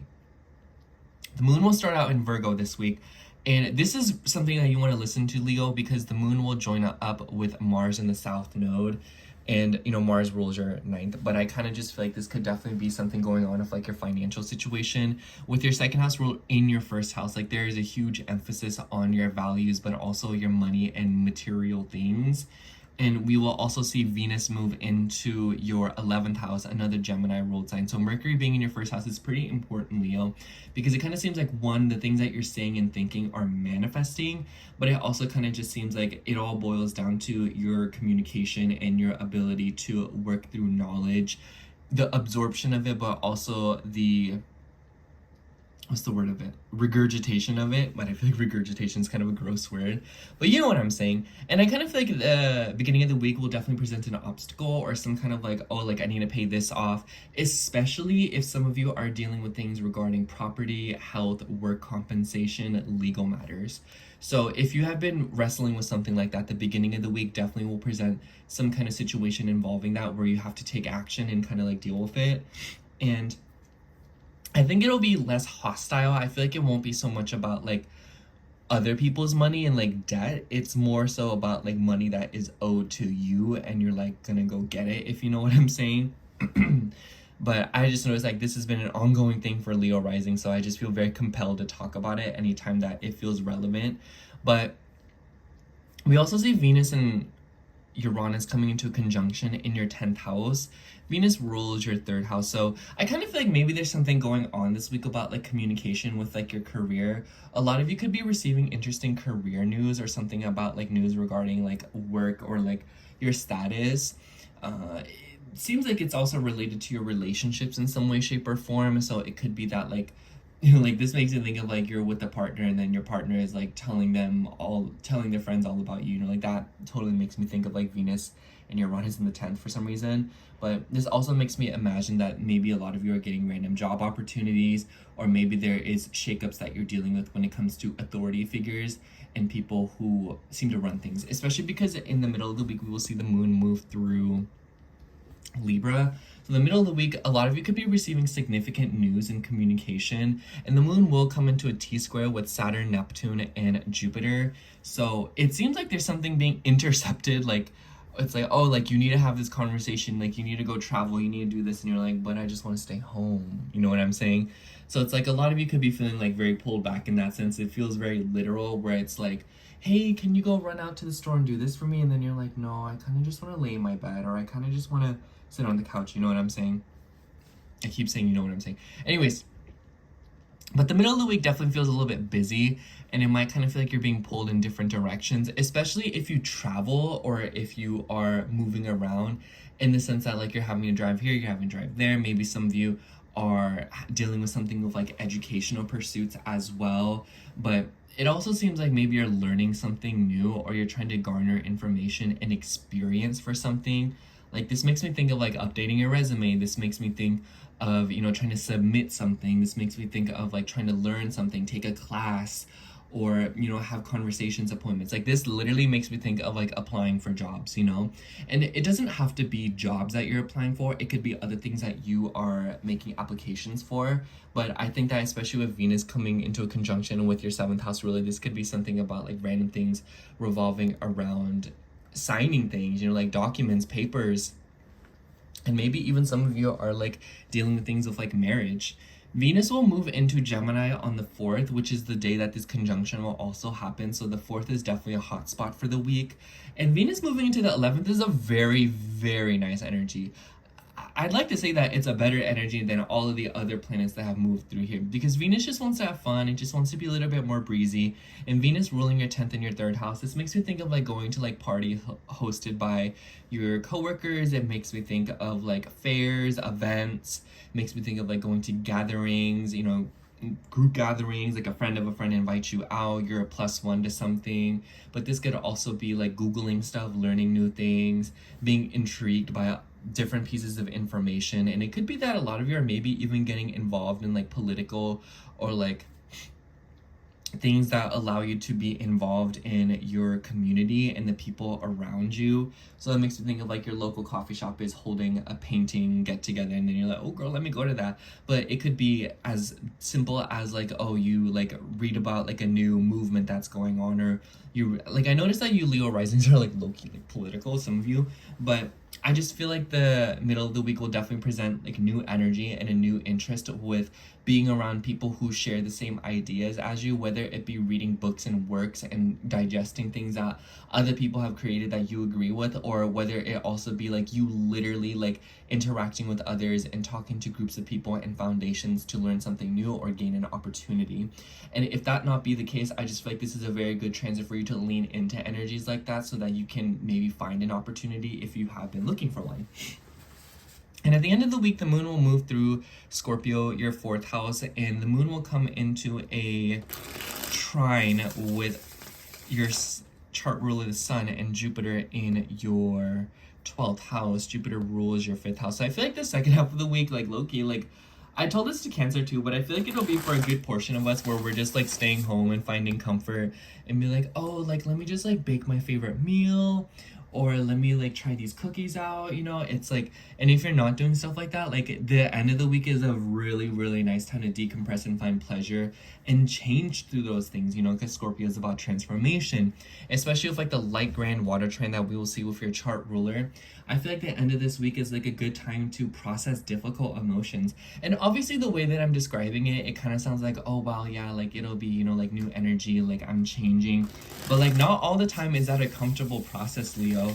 And I kind of just feel like if your 5th house ruler involved, like this is an opportunity for you to entertain yourself and digest things that allow you to create, express yourself, but also feel comforted and feel like your ego is being validated. And I feel like this will come in the form of doing things and digesting things that, you know, like I said, other people have created, or maybe even other people listening to you and what you have done for yourself. But overall, I kind of feel like the end of this week, it might feel a little bit uncomfortable. It might. But I also feel like it'll be an opportunity for you to vent and for you to think things through and to take action to build yourself up and to invest in yourself. Let's see what card comes up for you. I want to take this card. Ooh, I like this. We have 7 of Pentacles. First of all, this is a nice card for finances. It makes me think of like slowly building things up. You know, it's a step-by-step process. By no means is anything going to happen overnight, but also in the progress that you do make, you're able to see like, okay, like this is what I have. It's not going anywhere. On to the next thing, you know? And I feel like that's so Cancerian, where it's like, you want to make sure that you're safe and you want to make sure that the next step that you take is guaranteed success. And because of that, it's just like you're slowly but surely pulling yourself out of something. You're slowly but surely building something, you know, reliable, protective, and comfortable. And not all the time will this be like a fun process. Maybe sometimes it's a little bit exhausting and you're like, oh, like I wish that something would just happen. I wish that things would give in. But I feel like you'll be very glad later on in the future, because like I said, I feel like this week is just like a placeholder, or it kind of just feels like a through week, if you know what I'm saying. You'll be very glad later on that you took the time to deal with what you're dealing with right now, because it's helping you build like a very steady foundation and learn some very important lessons. Anyways, that's all I have for you, Leo. Thank you so much for watching. I hope the horoscope resonated, and if it did, make sure to like, comment, and subscribe, and I hope to catch you in next week's horoscope. Bye. All right, now moving on to Virgo rising. So hello, Virgo rising. If you're seeing this, this will be your horoscope for June 30th through July 6th. Honestly, Virgo, I feel like for a vast majority of us, this is kind of like a through week. Yeah, sure, there's opportunity for events and things to happen, but especially for you, Virgo, because Mercury is in your 12th house, your chart ruler, it kind of seems like a lot of Virgos have kind of been in a hermit mode, or you're sort of pulling back in the sense that like you're taking time for yourself, or you're kind of just, you know, like, what's the word? Missing in action, MIA. There we go. And I kind of just feel like this is one of those weeks where it's like you're getting down to business and dealing with what needs to be dealt with. But if I have to be clear, this week feels more psychological, and it kind of just feels like it's more emotional, because I kind of feel like the day-to-day life that you're dealing with is just like staying the same. Like it makes me think that like you're doing the same thing that you've been doing these past 2 weeks, but you just feel different this week, because the beginning we see the moon moving through your first house. So literally like on Monday and Tuesday, we see the moon in your first house conjunct Mars and moving through the south node. And we have a lot of planets in Martian energy, you know, Saturn and Neptune in your 8th house. So first of all, I think that a lot of Virgo risings could be dealing with things revolving around money and investments. I have to say, Virgo, Saturn in the 8th house is not a cute energy. It's very difficult. It teaches you a lot, and it teaches you things that like, wow, like, am I glad I did not do that when the circumstances were different? But I think that with Mars moving through your first house, that energy will be reaching an all-time high. It kind of seems like there's something going on here of like paying things, especially if you have kids, things revolving around taking action with finances, revolving around children, child support, taking care of children, medicating children, whatever the case might be. But this could also be something about like intentions revolving around having kids. And you know, we're gonna see a Capricorn full moon here later in the next few weeks, so it's kind of like whatever is going on here, Virgo, like it's gonna reach an all-time high, especially if you do have debts to pay, or if people have debts to pay to you, or if there's even things revolving around like your deeper emotions, intimacy, psychology, learning about yourself, especially with Mercury in your 12th house. Like I feel like a lot of you are going through a lot of subconscious purging, so I wouldn't be surprised if you've been feeling frustrated, or if you've been feeling needy or less needy, or like maybe you're feeling aggravated, or you know, like that's what just makes me think of like Mercury in a fire sign in the 12th house. Like you feel a little bit more passionate and temperamental, and it manifests as like, oh, like I feel really good about doing this, like I feel so like driven to do this, like this is something that I love. But on the other hand of it, like you could reach intense periods of burnout where you feel irritable, where you feel like puckered out, and I feel like this is like something about needing to rest, leaning into things that you love. Mercury in Leo in the 12th makes me think of like delving into painting. It makes me think of like listening to music with both earphones in, and you know, like dancing. You know, it makes me think of writing. It makes me think of reading a really good book. You know, it's just like things that are good for your subconscious, and things that will heal you at a level that you are not consciously aware of, if you know what I'm saying. So definitely continue to lean into energy like that, Virgo, because I kind of just feel like these next few weeks, because we're going to see Mercury retrograde here later, I feel like the vibe here is that you definitely want to take care, and that you definitely want to slow down whenever possible, and this week is a really good time to slowly prepare for that. The moon will move through Libra at the second half of the week, like the middle of the week. And around this time, we also see Venus coming into a conjunction with Uranus in your 9th house. So there could be shocks and surprises coming from a woman who is far away from you. Like it makes me think of like an aunt, or like a mother-in-law, or like a sister-in-law. Maybe she's like coming to visit you. Maybe she's lending you money. Maybe a money or financial thing is coming through with like school. Like this makes me think of someone getting a scholarship and getting money out of it, you know? So it's like a lot of you could be dealing with something like that. Like this makes me think of like when people fly a lot and they get credits for that. So something of that nature could be coming through for you. I think that Venus likes to be in, you know, Venus loves to be in Taurus, and she doesn't mind being in the 9th house, and joining up with your Uranus, your 6th house ruler, it could be like some kind of like merit coming through. It could be like credibility coming through or some way, or being qualified for something. Or this could even be like a shocking revelation about your self-worth and what you are worthy of when it comes to like a big picture perspective, especially if you are working a job or providing services, or if you are trying to do something and you feel like you're not charging enough, or you're not gaining enough, or like you're not getting enough capital, or you're not getting enough attention.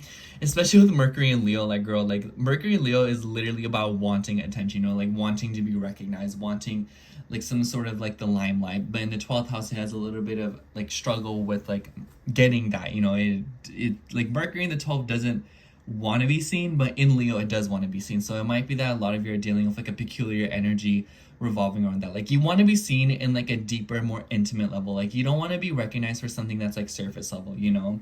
Like you don't want to be known for what you know you're good at, you know? You're like, oh yeah, like I'm good at doing pedicures. Like you don't need to like see that for me. Like I want you to see me for the person that I have fought to become, and the person that I have struggled to become that I am today. You know what I'm saying? So a lot of you could be dealing with that energy, especially within your social circles and the people that you relate to and team up with to complete a vision together, with the planets moving through your 11th house as well. So there could be an expansion of values and comfort within your social circles and leaning into them more, or even wanting to protect them. And the moon moving through your second house, like middle of the week, there will be a T-square with Saturn, Neptune, and Jupiter. I have you say, Virgo, be wary of spending money in the middle of the week. Be wary of things regarding around your finances. Like this is not a time to make impulsive financial decisions, especially when it comes to like this makes me think of like going out with friends and they're like, oh my gosh, let's go to the casino, or oh my gosh, like let's go out to eat at this really expensive restaurant. Let's go shopping. Let's go, you know, do this and that. And you're like, oh, like I don't know if I want to do all that, you know what I'm saying? Especially if it kind of feels like you get boxed into something, you know, or like you're having to borrow money, or people having to borrow money from you. Something about that might become very touchy in the middle of the week. So I would just say that if you're trying to deal with that, like the very beginning of the week is like better to do that than to do it last minute. That's all I have to say about that. And the moon will trine Pluto, so I kind of feel like there will be something coming through when it comes to like your routine as well, and building yourself up. Second and sixth house squares makes me think, or like trines, it makes me think of like getting a service done, or doing a service for another person for like money. It could be like someone's like, hey, like can you do me a favor, I'll pay you, or like, you know what I'm saying? So something like that, where it's like you are gaining through doing a favor or doing some kind of a service for another person. Venus will move into Gemini as well, your 10th house. Very lovely energy. Venus ruling your second house, like feeling good about yourself at work, being valued at work. Someone may start recognizing you at a work position, especially like a woman. Like she may pay you more. She might like give you employee of the month.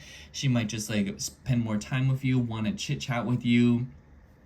Work could definitely take on like a chattier, more conversationalist theme from here on out for the next few weeks. So I really like Venus in the 10th. It's a very exposed placement. So this is definitely a transit that you want to take advantage of. People will see you as more charming. Oh my gosh, I told Leo about this, but it's like at some point, you know, where Venus is moving through his 10th house, like you effortlessly charm people. You effortlessly are perceived as like a good thing by people. You know, it's like, this is gonna sound so cliche, but like imagine like a very beautiful woman. Like you can't help but be nice to her. You can't help but feel very strongly about her. At least this is my perspective. Like women are really pretty, and so it's like something like that is like coming through with your energy. You know, where people will be effortlessly charmed by you. Take advantage of this, Virgo. Take advantage of this. Venus will move through the moon will move through Scorpio at the end of the week for you. And the end of the week definitely seems very busy for you. I feel like the beginning of the week is like you're getting the big stuff done. At the end of the week, you're like, oh my gosh, like I was helping my friend drive to across the state and now I'm finally home. And I just want to like, you know, get things done. I didn't even clean out the fridge like I said I would. I said I was going to change out the throw pillows and all this stuff, you know, the kind of the boring stuff, if you know what I mean. And like the end of the week is like an opportunity for you to catch up on things like that, especially if there's like other more abstract things that you've been dealing with, you know, especially with things like your gym routine, or if you've been catching up with like your health, you know, maybe you fell off of your skincare routine or something, and then the end of the week is you being like, okay, like I really need to catch up with that. especially because the moon will scare Pluto, so it's kind of like, oh, like I should really do that, you know, I broke out, like let me get back to my routine, you know. It could be as simple as that. It could be as big as like, dang, my stomach was hurting all week and I know it's because I've been eating out all week, you know. It's like there's something about the beginning of the week that you were doing that like you just like didn't like, and probably at the end of the week is like you catching up on that. Oh, I like this one. Let's take this one. Yeah, for you, we had the Queen of Wands. I definitely feel like this is an external energy. A lot of you could be dealing with the Queen of Wands, you know, a flamboyant feminine energy who's very protective but also very inspired. She isn't afraid of taking up space. She isn't afraid of speaking her mind. She isn't afraid of doing what she wants to do. But I also feel like this is a call for you to embrace the very same energy. Be passionate, be bold. And, you know, if you want to get, like, bad B words are loud and proud about what they want, and I feel like that's the energy that you should embody this week, Virgo. Like, if you're gonna do something, do it with boldness, do it with gusto, do it with audacity. Don't try to do anything halfway, if you know what I'm saying. This is the week where it's like all in or all out. Anyways, that's all I have for you, Virgo. Thank you so much for watching. I hope the horoscope resonated, and if it did, make sure to like, comment, and subscribe, and I hope to catch you in next week's horoscope. Bye. Okay, now moving on to Libra rising. So hello, Libra rising. If you're seeing this, this will be your horoscope for June 30th through July 6th. And honestly, Libra, I feel like you have a very important week ahead of you, and I feel like the energy from here on out will definitely feel a little bit lighter because we will see your chart ruler Venus move into Gemini on the 4th. So this is much more light-hearted energy, 9th house. So I feel like for a while from here on out, Libra, you could just be in this vibe of learning new things, wanting to take classes, travel, move around, garner new experiences, whether it just be going to a new park that you haven't gone to before, or whether it be as big as going to a whole new continent. So I definitely feel like Libra risings have had a lot of things going on, and this is one of those first weeks where you'll definitely start to see some sort of energy or friction that is carrying you in the right direction, and it might not feel like you're being thrown into the trenches with Venus moving through your 8th house.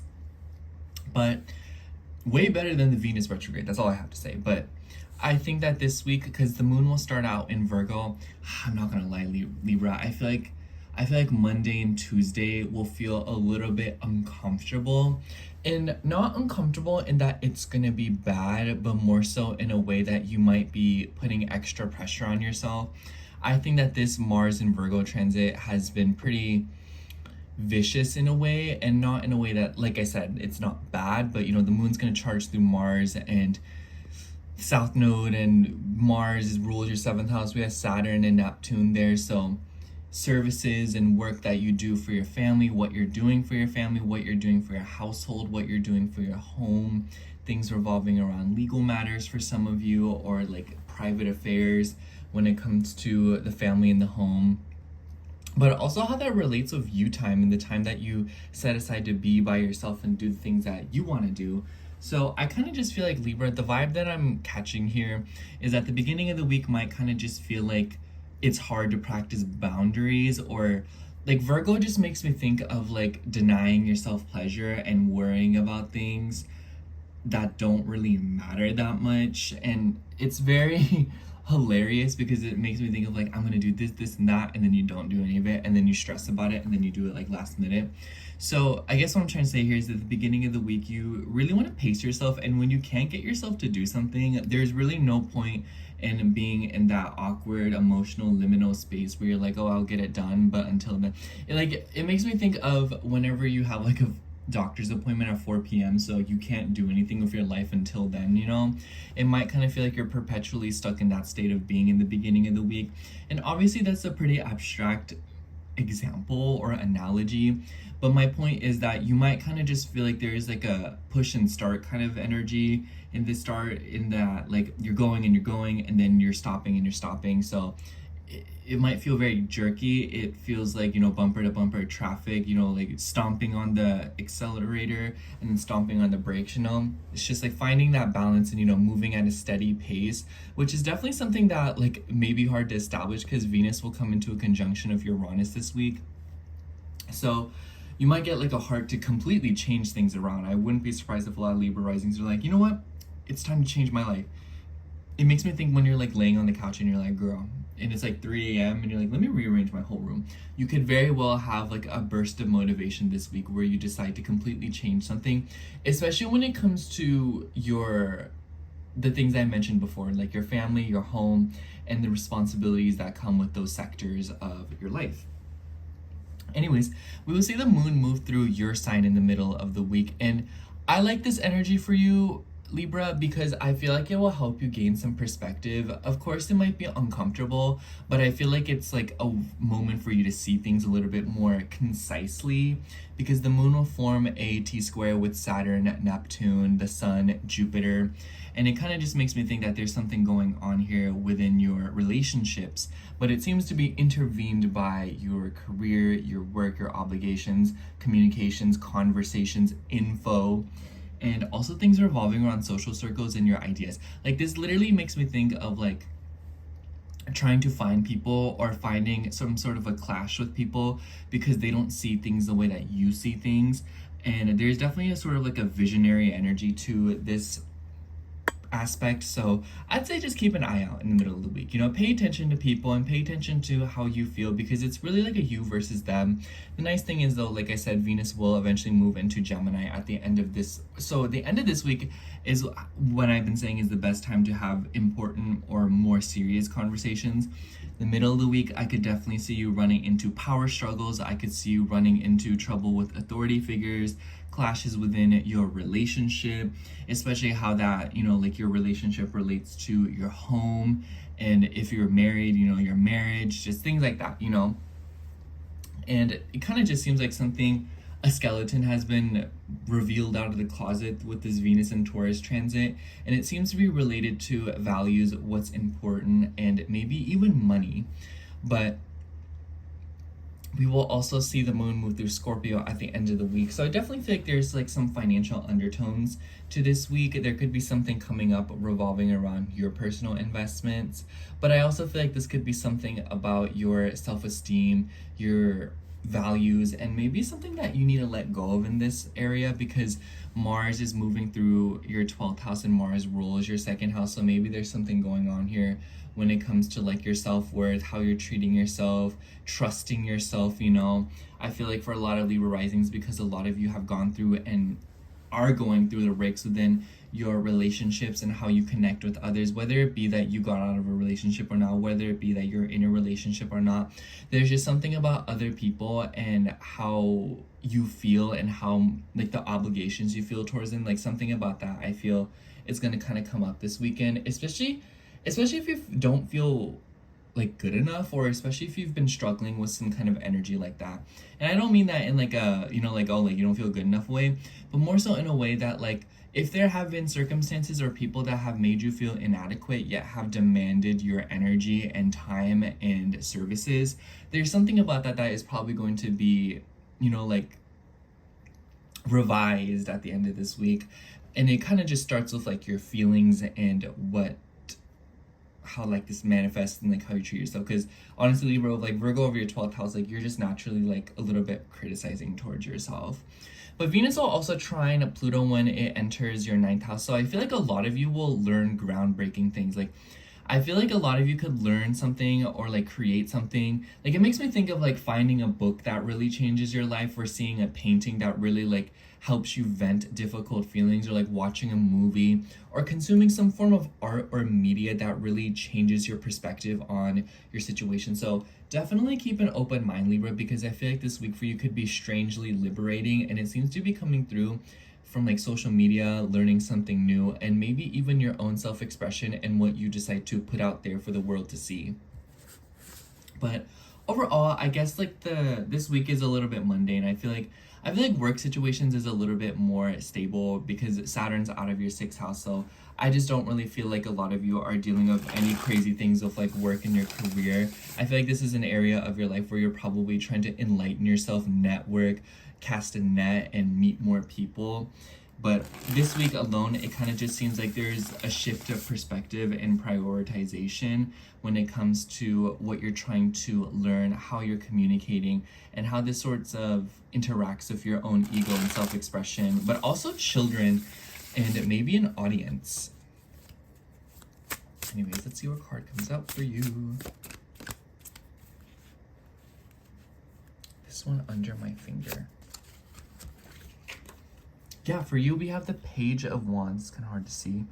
I feel like with the Page of Wands, it definitely seems like you're going through some kind of a, like, this is a curious energy. I see this as a very curious energy. It makes me think of the kid that's like, this literally makes me think of like F around and find out, you know, where you're like, oh, what happens if I put, oh, I almost said something bad.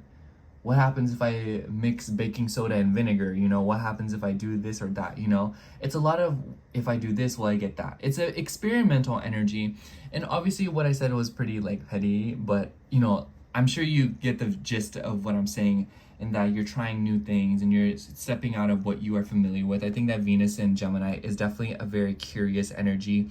And you may be drawn to things that maybe you wouldn't have imagined yourself to be drawn to, whether it be, you know, the work that you want to do, whether it be the food that you crave, whether it be the books that you want to read, you know, it doesn't really matter what it is. It's just that there is something else that is catching your eye around this week, Libra, and it's really worth diving into it and exploring new territory.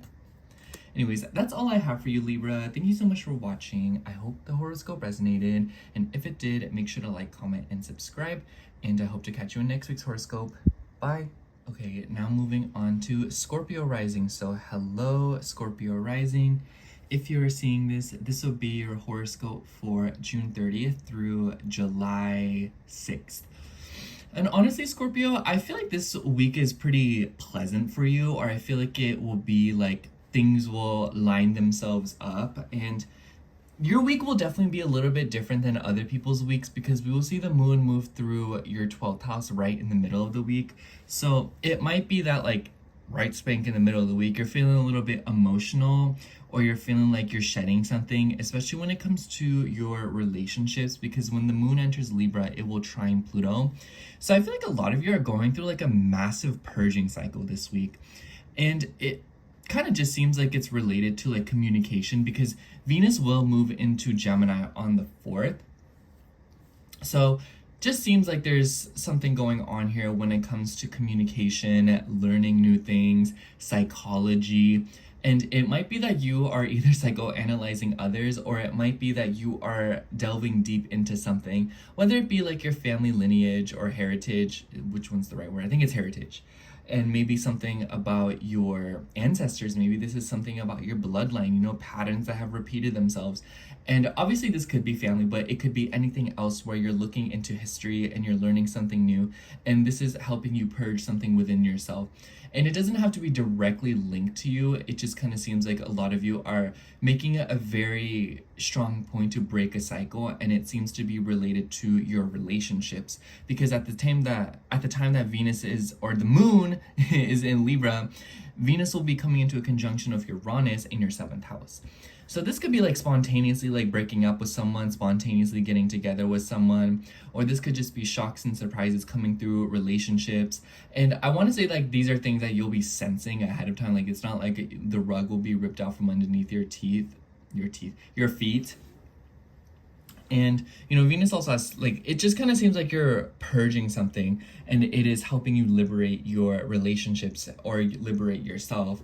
But overall, I feel like you can kind of expect relationships to be a little bit squirmish this week, or a little bit kind of movement, you know, skittish, rebellious. And maybe this is even something relating to like groups of people. I definitely feel like with Mars in your 11th house, there's a call towards connections and social circles.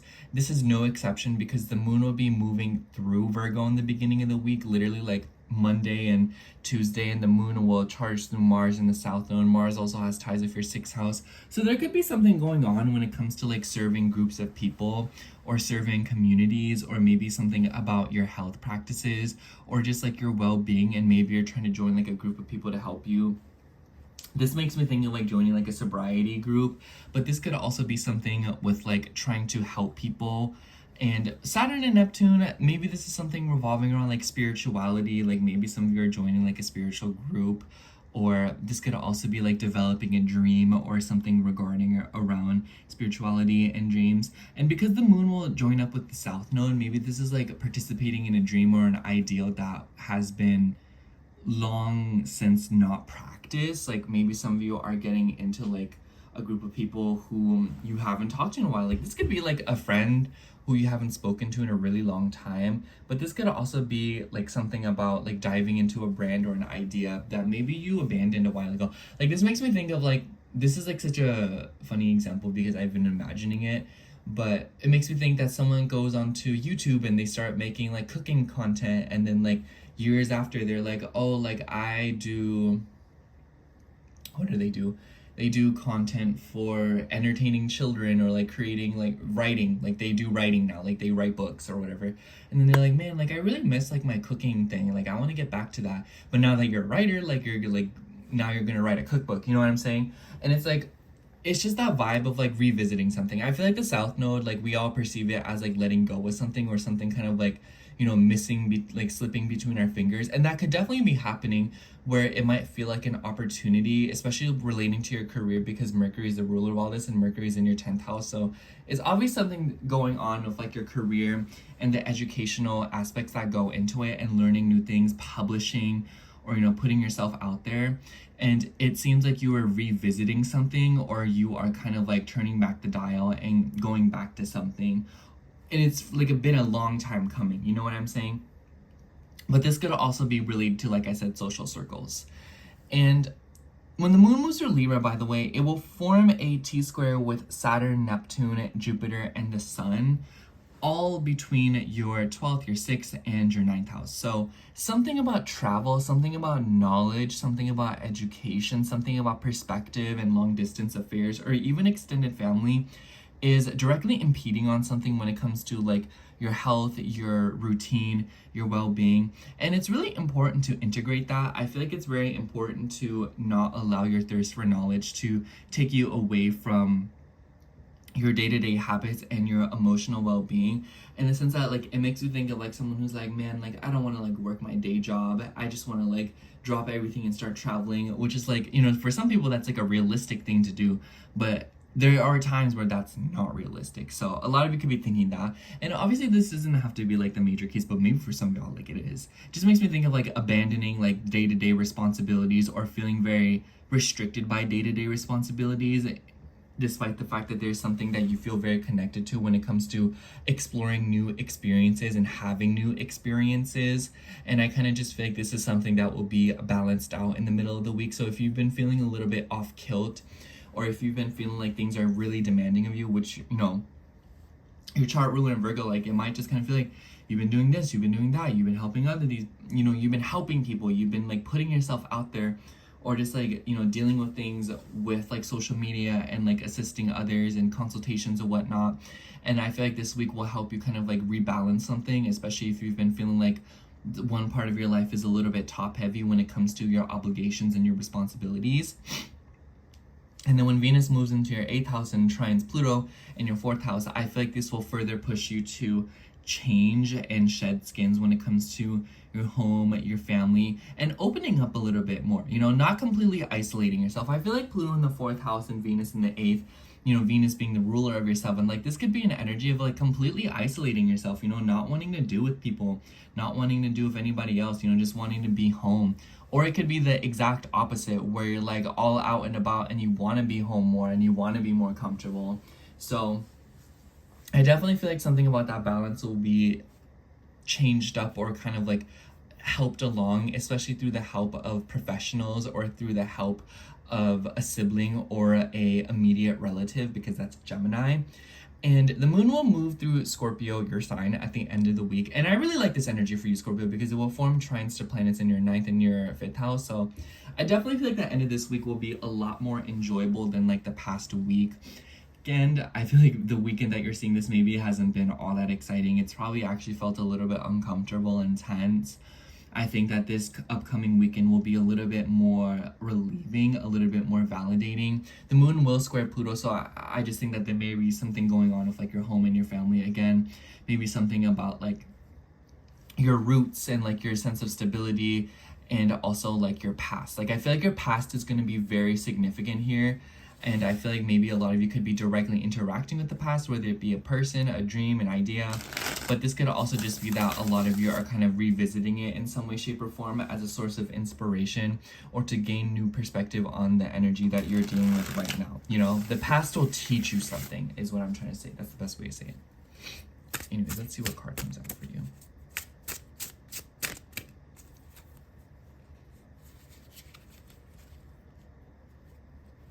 Let's take this one. Ooh, for you, we have the Four of Wands. I definitely feel like whatever changes are coming towards you, it's for the good.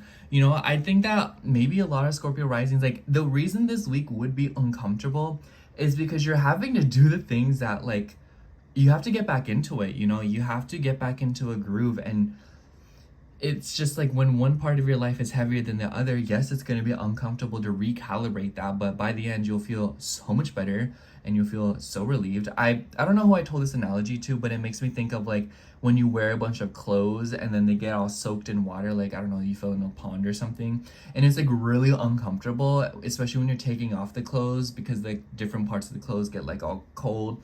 But then when you take it off, like you feel so much better. You're like, oh, like that was so heavy. Now I can go shower, clean myself, you know, deal with what I need to deal with. So I think that energy here is, Scorpio, release what is making you uncomfortable, release what is bogging you down, and release what you really know you need to get rid of and change it up, just so that you are more balanced within yourself and how much you are able to give others. Anyways, that's all I have for you, Scorpio. Thank you so much for watching. I hope the horoscope resonated, and if it did, make sure to like, comment, and subscribe, and I hope to catch you in next week's horoscope. Bye! All right, now moving on to Capricorn rising. So hello, Capricorn rising. If you're seeing this, this will be your horoscope for June 30th through July 6th. And honestly, Capricorn, I feel like this week for you, you'll have a better time dealing with the difficult energies than other people. And I say that because I feel like the most difficult part of the week will be the first half of it, because the moon will be moving through Virgo and Libra and will form some wonky aspects. But when the moon's in Virgo, it will be trining your ascendant and also trining Venus and Uranus in your 5th. So I feel like the beginning of the week, like you could be feeling like a little bit like twists and turns, surprises, things kind of like taking you off guard, especially with like knowledge. I feel like the moon joining up with the South Node is like a very peculiar energy. A lot of you could delve back into a piece of literature or philosophy or an idea, or even let go of one that you either felt connected to at one point. Actually, wait, I feel like the bottom line is like that's a common denominator. There's something that you felt very connected to, and I feel like at the beginning of the week, maybe you're going through a release of that. Especially because the moon will join up with Mars, and Mars rules your 4th house. So on one hand, this could be like family coming to stay with you, like extended family, like maybe like what, a mother-in-law, a sister-in-law, or a father-in-law. Mars makes me think of more like a masculine energy, so it could be a man that's coming to come stay with you. You know, maybe it's like something about like your sister's boyfriend, you know, just staying the night, and you're like, girl, what's going on? But it could be something else. But I also just feel like this could be stuff revolving around moving very far, stuff with housing and college and school. Maybe this is also just about planning travels, and maybe this is you being like, girl, like I need to find me an Airbnb so that I can like stay there while I'm out in like wherever I'm going. And I also just kind of feel like because Mars rules the 4th, this could also be something about comfort and your philosophy and your perspective. So I definitely feel like the beginning of the week will just feel a little bit enlightening for you, in the sense that you are overcoming a struggle, looking back on a struggle, or you are finding liberation and independence within the knowledge that you possess and things that you're able to learn, or letting go of knowledge or ideals that are not serving you and keeping you shackled to something. And maybe this is directly related to a family member. It could be like someone's flying the coop in the house, or you're having to kind of teach someone something, or you're having to like mentor yourself, or like be mentored. I don't know. It just kind of seems like the beginning of the week there is a hunger for knowledge and learning something. Virgo likes to improve and do better, so it kind of seems like this is a skill that you already possess and probably have been doing for a while for a lot of you, and you're wanting to get better at it, improve upon it, or gain something from it. But I actually want to talk about this Venus and Uranus conjunction as well, because it's in your 5th house. So I low-key feel like a lot of Capricorn risings could just like randomly run into someone. Maybe it's related to a career. There could just be shocks and surprises with like children. You know, things were like, I could say this as like a coworker being like, hey girl, I'm pregnant. And then you're like, you know what that reminds me of? It makes me think of like this meme that I saw, and this woman was like, I came to tell you to pick up the phone, and then he was like, my phone disconnected, what the F you want me to do? And he's like, and she's like, well, I'm pregnant, so you tell me what the you're gonna do. And you know, and that's what it makes it think of, you know, where it's like, no way that just happened. And then you're like, oh my gosh, and then it gets like better. So low-key, maybe there's drama going on, some tea. But I guess what I'm trying to say here is that there will definitely be like sort of a surprise when it comes to your career and your work situation in the middle of the week, and it will kind of like throw you for a loophole probably. And it seems to somehow relate to ego, values, money, and excitement, sensuality, pleasure. It will definitely lean more towards like a good thing than a bad thing, if you know what I'm saying. But it'll still be something that, like, to an earth sign, all change feels awkward at first. So take that for what it is. And in the middle of the week, the moon will also move through Libra. And I feel like this will tell you a little bit more about what's going on, because the moon will form a T-square with Jupiter, the sun, and Saturn, Neptune. I'm not gonna lie, because Neptune's mixed in, I feel like Neptune's the only planet that actually makes this energy uncomfortable for you, Capricorn. So if you want to blame anyone, blame Neptune. And maybe there's something going on about like confusion or like deception, because this is going to form a grand cardinal cross in your chart. So you are the one piece that's missing from it. So it's like, I don't know why I said T squared, like a grand, like it's a whole thing. So if you're anywhere between like 0 to like 20 degrees of Capricorn, like you're probably going to feel this energy pretty strongly. So like literally all Capricorn risings, I feel like you'll feel this energy. And it seems like there's something going on here, like your life is moving along. Like this is like a really, really busy energy. And because Neptune's in the mix, you might find it a little bit difficult, or you might be very confused with like your priorities, or where you kind of like fit into the situation. You know, maybe you're feeling like, man, like how do I fit in? Am I useful? Or, you know, like I feel like that's like the Saturnian way to think. But it could even be like, how do I identify with this? Maybe there's even confusion regarding around your heritage, your ancestral roots. Saturn in the 4th will do that to you.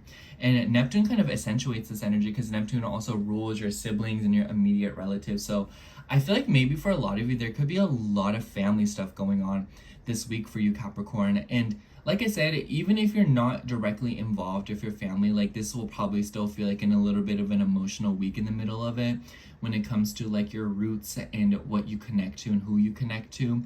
I think that with Jupiter and the sun in your 7th house, the sun being the ruler of your 8th and Mercury being there, it could be that a lot of you are having like a very deep, enlightening conversation with somebody. And it seems to be related to the past, or it seems to be related to like what makes you feel safe. So I honestly feel like, despite the fact that maybe there will be a storm in the middle of the week, there will be somebody holding an umbrella over you, or somebody who is bringing you solace, whether or not you directly interact with them. It could just be like, oh, like I'm going through it right now, but I remember this one time that my sibling bought me ice cream, and it just like made my whole day. And that's like something that puts gas in the tank, you know? So I feel like a lot of you could be relying on the past in some way, shape, or form to bring you solace, or, you know, your roots and your family. And I feel like this is like a very good energy to lean into. So focus on comfort and focus on being as vulnerable as you possibly can be when the situation calls for it and allows it. And I like that Venus will also move into Gemini on the 4th, because it kind of seems like there will be some more beauty. Venus doesn't really like being in the 6th house, but it gets things done, and it will allow you to get some pleasure. It will allow you to find more beauty. It makes me think of like take the scenic route. Like that's the best thing that I have to say about Venus and Gemini in the 6th house for you, Capricorn. If you're driving home and there's a scenic route, take the scenic route.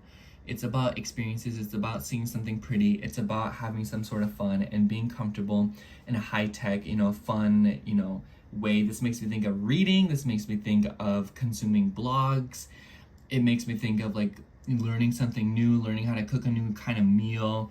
It makes me think of folding origami, things with your hands. So definitely lean into an energy like that. I feel like a lot of Capricorn risings could be leaning into hobbies and taking a very hands-on approach to their day-to-day schedules and obligations. A lot of you could also get a pet under this transit. So maybe some of you are looking to get an animal.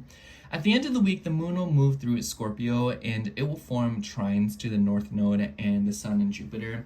So I feel like the end of the week, a lot of you could be getting together with friends. Maybe there's like a nice community gathering, or maybe there's something going on this week where it's like an event's being hosted. Maybe some of you are going out, spending time with people. Scorpio, like for some reason, makes me think of like the nighttime. So it's like maybe you're like going out like to the club or something, or maybe you're just like, joining like a rave. Like that's what my 20-year-old self imagines, but obviously, like whatever is applicable to you and what you deem to be appropriate for yourself when it comes to a night out and enjoying yourself, or just being around people and a community of others that just make you feel comfortable and make you feel safe and make you feel happy, or like there's some kind of change coming towards you.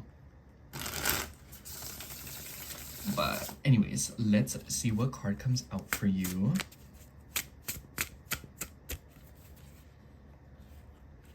This one. You have, the Magician. A very powerful card. I definitely feel like, because we will see this grand cardinal cross, that is all elements. And that is what the Magician has. You have all elements at your disposal this week, Capricorn. And although it is a very rigorous energy and an energy that demands, like with great power comes great responsibility, I also feel like you'll see movement because of that. And the intentions that you set this week will definitely be carrying you through, and it will be something that manifests. Your energy is just very potent, and so you just want to use it carefully when it comes to setting intention. Like that's point blank period. Especially because we're going to see a Capricorn full moon in the coming weeks. So I just feel like this is a major week for you to gain some sort of momentum and to see major improvements and movement in all different sectors of your life, and to basically see things move in a completely different direction. Anyways, that's all I have for you, Capricorn. Thank you so much for watching. I hope the horoscope resonated, and if it did, make sure to like, comment, and subscribe, and I hope to catch you in next week's horoscope. Bye! Okay, now moving on to Aquarius rising. So hello, Aquarius rising. If you are seeing this, this will be your horoscope for June 30th through July 6th. Honestly, Aquarius, I feel like you have a pretty kind of an intense week ahead of you, because the beginning of the week we will see the moon start out in Virgo in your 8th house, ramming through Mars and the South Node. Mars rules your 3rd house. All I have to say, Aquarius, the beginning of the week might entail some difficult or strong conversations. I also feel like for a select few of you, this could be regarding an investment or something about money, especially as it involves your siblings, your relatives, but also cars, appliances. Like this low-key makes me think of like, oh, there's something going on with the car. Let me take it to the mechanic. Oh, I need to pay this. Makes me think of like getting your fridge fixed. It makes me think of getting your stove fixed, a light fixture fixed, something like that. Like technology, something. If it has electricity in it, that's gonna be like a place to start. But it could also be as like investing in technology to make your life more convenient. Like it makes me think of like when people get those Apple Play car screen things for their console in their car, just to make their life a little bit more convenient and luxurious. Like it could be something like that, where you are investing in a high-tech, more high-performance lifestyle in some way, shape, or form. And this could be pretty abstract, like I feel like this could be like as goofy as like buying one of like those oil spray containers off like the TikTok shop, just so like you have an easier time dispensing oil on the stove. It could be something where it's like you're getting an electric toothbrush, it's just like, I'm gonna keep reiterating. I feel like the beginning of the week, improvement and movement when it comes to like making things, like thinking smarter, not harder, will be the name of the game at the beginning of the week. So take that into consideration. especially when it comes to other people and services that you provide and what you do for others, more so for you than every other sign, because Mercury is in your 7th house and Mercury is the ruler of all this.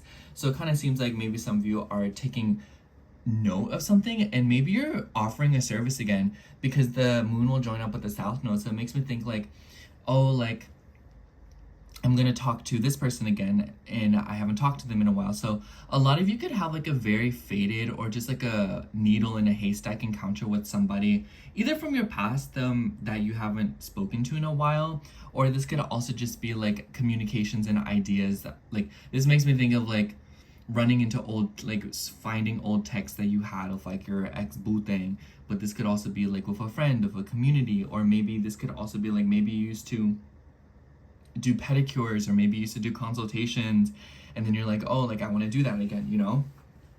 So it's like some of you could be opening up something that maybe you once felt very connected to, or maybe there is just something going on here when it comes to your financial investments. I'm not gonna lie, the moon moving through Mars and the south node, you really want to be like, the beginning of the week, if you're planning to buy a car, don't do it. Like this makes me think of like stuff getting repoed.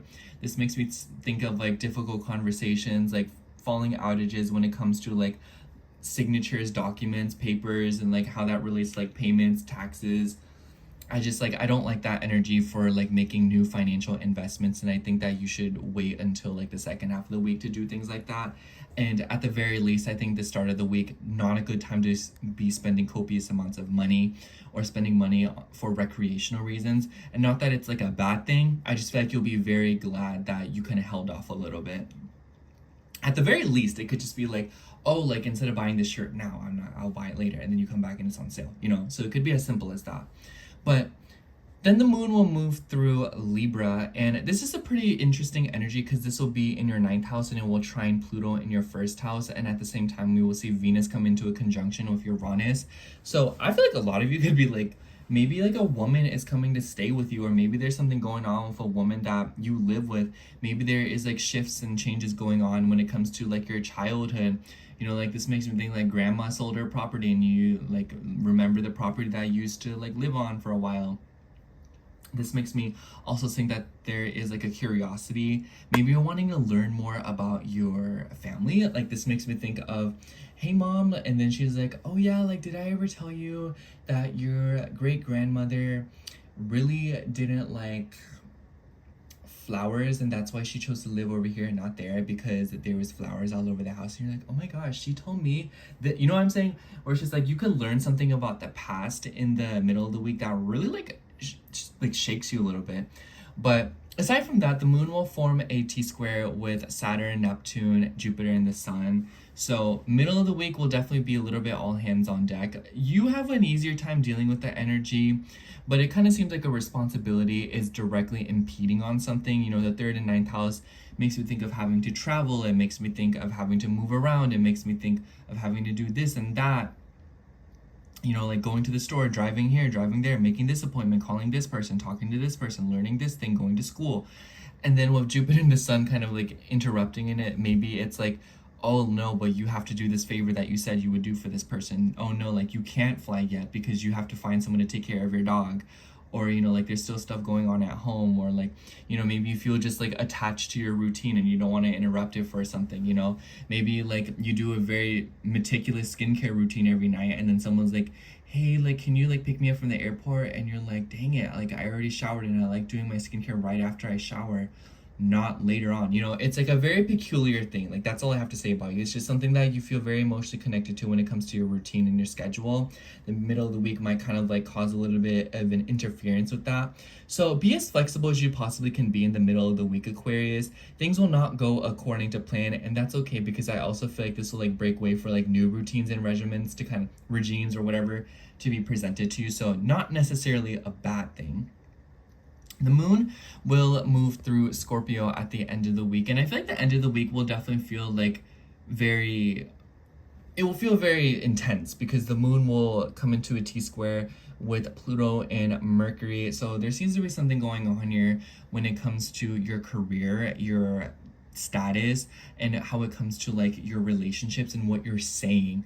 I definitely feel like a lot of Aquarius risings have been on this vibe of like wanting to talk about something or wanting to announce something or opening up specific conversations or learning new things and presenting them at work, presenting them to people, your relationships. And it might be that people around you are not willing to listen to the truth or like hear your stories. And I think that the end of this week is a very daring aspect to do so. So honestly, Aquarius, if you're feeling a little bit bold or if you're feeling a little bit kind of like front and center, like, you know, like point blank, the end of this week will definitely be a week where you're able to express more of that daredevil energy and challenge people with your thoughts and your ideas, especially how it relates to relationships and your own personal experiences. Especially because Venus will also move into Gemini, your 5th house. So like this makes me think of like literally getting on stage. Like it makes me think of like announcing to groups of people. It makes me think of like talking to random people, like, you know, in your local community, on social media, you know, like joining lives, you know, having phone calls, you know, writing blogs, you know, like I said, getting on stage. But this could also be like talking to a friend of a friend, you know, stuff like that, where it's just like the things that you're saying and you're thinking will be very challenging, but also very daring and proud and very intriguing. Like it'll almost be like alluring and tantalizing.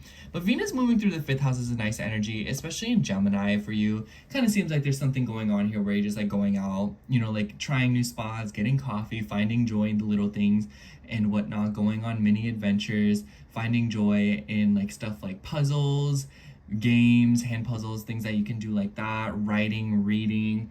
It also makes me think of like doing, like playing Twister. I don't know, like I don't care if you're like 60 years old, maybe you want to play Twister, and if you like are in the right state of being to do that, do it. Maybe you want to play board games, you know, like that's what Gemini makes me think of. Maybe you want to learn how to cook a new recipe. Maybe you want to learn how to knit, pick up a new hobby. I definitely feel like the end of this Venus transit is just like a very good time to do something like that. But overall, Aquarius, I think what I have to say about this week for you is that it will feel very strong. It will feel very like all eyes are on you. And I think that with Pluto in your 1st house, like there's an opportunity for you to make a significant impact somewhere in your life, especially if you're trying to get through to a specific community, a specific service, or through people and ideas. Let's see what card comes out for you. I always ramble so much in your reading, Aquarius. Like your reading tends to be one of the longer ones. We have Death. Oh my gosh, this is literally the perfect card. Definitely with that Scorpionic energy, massive change, you know, shocking things, you know, getting rid of something and springing new life because of it. It makes me think of just like literal change and like things being transmuted.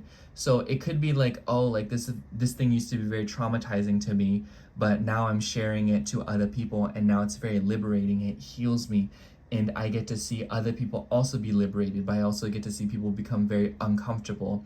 And it's like a very visceral, very humane thing, you know, like I think out of all the tarots, like this is the most humane card because this is the one thing that we cannot run away from as a species.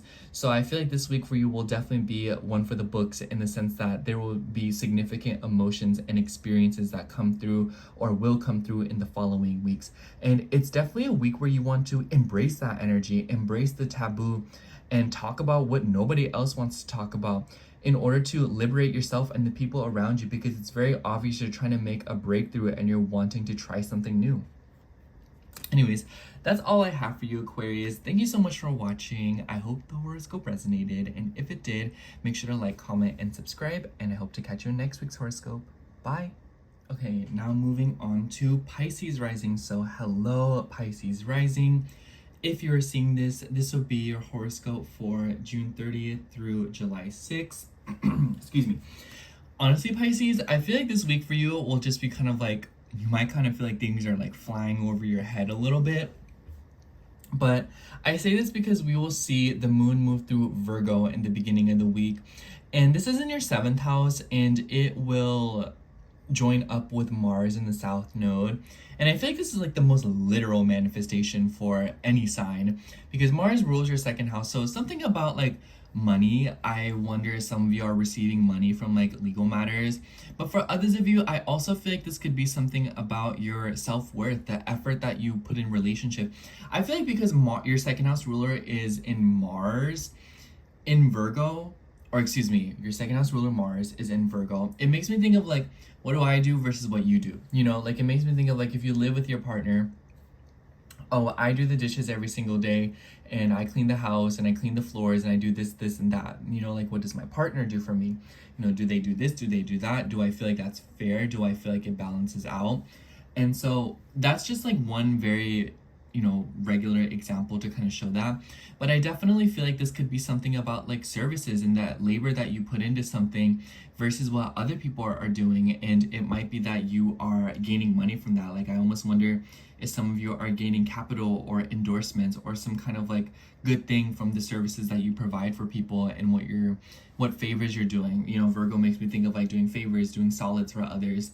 So a lot of you could be caught in a web of something like that in the beginning of the week where you're kind of doing responsibilities and some obligations that were assigned to you or you picked it up from the people around you. Especially because we will also see Venus come into a conjunction of Uranus. Like it might be a little bit weird, like the favors that you're asked or like the favors that you ask of other people. It makes me think of like, hey, can you paint my door, or can you, you know, like brush my door with like a regular dry paintbrush? Like don't even like paint it like with like a hue, just like paint it, you know, like pretend you're painting and just like brush it. And you're like, why do you want me to do that? That's weird. Like just paint it. And you're like, they're like, no, like you don't understand, you know. It's like something like that where it's just like something might not make sense and like a lot of you could be like receiving like quirky requests from people, but this could also be like quirky conversations, you know. I definitely think that there's something about like favors, obligations, and rules and responsibilities because Mercury is also in the 6th house and Mercury is sort of the ringleader of all this. So I definitely feel like there is an energy of like, you know, work and getting things done. And at the very least, I feel like a lot of you could be feeling very caught up or very entangled within your obligations and what you need to do. Especially if you have like pets or like plants or things you don't need to like take care of and whatnot. But I feel like this could also be something revolving around working stuff. So like if you've been caught up in like legal matters of like labor and work and like money that is owed to you or money that is owed to other people or something like that, that could be something that comes up in the middle of the week, or excuse me, the beginning of the week. The moon will also move through Libra in the middle of the week and it will come into a T-square with Saturn, Neptune, and Jupiter and the Sun. So you're gonna feel this because both your chart rulers are involved. And Venus at the same time, the ruler of Libra, is going to be in your 3rd house. So I feel like this will come through in the form of communication and weird conversations or like very striking conversations. Ones that completely take you off guard. Like I feel like that's what it'll be. Like a news will drop on you and you'll be like, oh wow, like that changes everything, you know? For the better or worse. I think that because we have a Jupiter in its exaltation and, you know, like Saturn and it's like not happy, it might kind of feel like a clunky energy. You know what it makes me think of? It makes me think of like you're there with a coworker and then you both like get your hours cut and then you're like, oh wow, like that's really convenient because now I can like focus more on like my business. And then your coworker's like, no, like I need those hours, like I need to get paid. So it's kind of like something's happening to you or like another person and it's just kind of like you're benefiting but you're seeing other people kind of like go through it and you're like, dang y'all, like I kind of almost feel bad for them, you know. So something like that where it's like you seem to be getting the long end of a situation, the long end of the stick in a situation. But the moon in Libra in the 8th house, definitely something financial could be coming up in the middle of the week when it comes to like money and how that relates to children. So maybe some of you are having to take, you know, money out for your kids for like a recreational purpose, or maybe this is like, you know, Jupiter rules your 10th house. Like this makes you think of like, oh, I want to open up like a candle making business. So in order to do that, I need to take money out to create that business. I need to take money out to buy the supplies, you know, and the sun rules your 6th house. So it's like, oh, I need to do this for like Libra, you know? So I feel like definitely something about like finances is being revised in the middle of the week. especially as it relates to things that you provide for other people, what you're trying to pursue, but also when it comes to your creative endeavors, your hobbies, and the obligations that you assume because of the things that you decide to take on. And Venus will also move into the 4th house, which I really like for you. I love Venus in the 4th. I feel like definitely there will be an energy this week going onwards when it comes to living a more high-tech life and investing more in your home and your family. There could be a woman that you live with or are related to that will be very significant here, especially if like, you know, she's like an immediate relative, like an aunt or a grandmother. Maybe she's like coming to stay with you. Maybe she's spending time with you. Maybe you're having like a very important conversation with her. But I also think that because Gemini is about like appliances, maybe this is like you getting like a new stove. Maybe this is you getting like gadgets for the home. Like, you know, maybe you're getting like child-proof locks for the doors, or maybe you are getting like a vinyl player. You know, like that's what it makes me think of. Like it makes me think of like cute little gadgets that make your home feel like, you know, like knickknacks and stuff like that. Like things that make your space feel a little bit more sophisticated and cool. Like it makes me think of like getting like a Newton's cradle for your coffee table. You're like, girl, like I'm that bee, you know, like I have one of these. So I also think that Venus in the 4th house could be like talking it out, especially like Gemini. Like maybe you're having conversations with people from your past, or maybe you're having very important conversations about your upbringing, your emotional attachments, and maybe there will be a call towards siblings if you have any. I definitely think that because the moon will, when it's moving through Libra, it will trine Pluto in your 12th house. So it's like vigorously letting go of something. You know, if there is something that you're attached to, afraid of letting go of, afraid of being a burden, I feel like this is something that will come towards you full, like, front, face, and center, you know? Like, I don't know what it is about 8th house people, especially when it's like a financial thing. Like, these people are very afraid to be a burden. They're very afraid to, you know, drag down other people. You know, like my friend is in 8th house Saturn, and she's like terrified of like being a financial burden. She's like, man, when I pass away, I want to make sure that the funeral is cheap for my family and stuff like that. And she's like, dang, like you really don't need to think that far. You're like 20, you know? So it's like a lot of that could be coming up in the middle of the week, where like your fears revolving around like burdens, addictions, and, you know, bad habits could be coming through. And the moon will move through Scorpio at the end of the week as well, and it will trine your ascendant and form a grand water trine with Jupiter and the sun. So I feel like the end of the week could definitely present knowledge or ideas or concepts. Like you could be learning something new, you could be absorbing something, a matter of fact kind of thing, if you know what I'm saying. You could be traveling this week too. Maybe you are watching like a documentary or something. Like that's what the 9th house makes me think of. It makes me think of just like setting out to gain new information, and it makes me think of like monk vibes for some reason. Like it just makes me think of someone who sets out on their own, lone wolf vibes, doing something that they love and to, you know, have new experiences. And I think that with the trines to the 5th house, it could be revolving around children, your inner child, your self-expression, and what makes you feel comfortable, what makes you feel safe. So it could be that a lot of you are finding solace in a safe haven within knowledge, philosophies, beliefs, and maybe even religion. Let's see what card comes out for you. I don't know why, but the last card is just like really sticking out to me. Yes, we have Judgment. This is definitely about thinking. It makes me think of like, I'm not gonna lie, when I see this card, it makes me think of like when one goes to heaven and they are to be judged by the heavens. So it feels like you are in that position right now where you are judging your circumstances, or maybe you feel like you're being judged by your circumstances. But this is the last card of the major arcana, so it definitely seems like you're taking stake of something, or you're taking gauges, and you're looking at things and you're thinking deeply. Like this is a very pondering card. Like this is a card where someone is having like an existential crisis, low-key, you know, like revising their entire life, looking at things and going through things with a fine-tooth comb to really take a good look at themselves and their circumstances. And it's definitely for the better of things, because it allows you to open up to new perspective and ideas.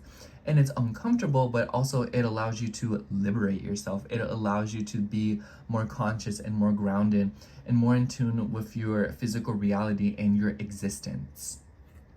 So that's all I have for you, Pisces. Thank you so much for watching. I hope the horoscope resonated, and if it did, make sure to like, comment, and subscribe, and I hope to catch you in next week's horoscope.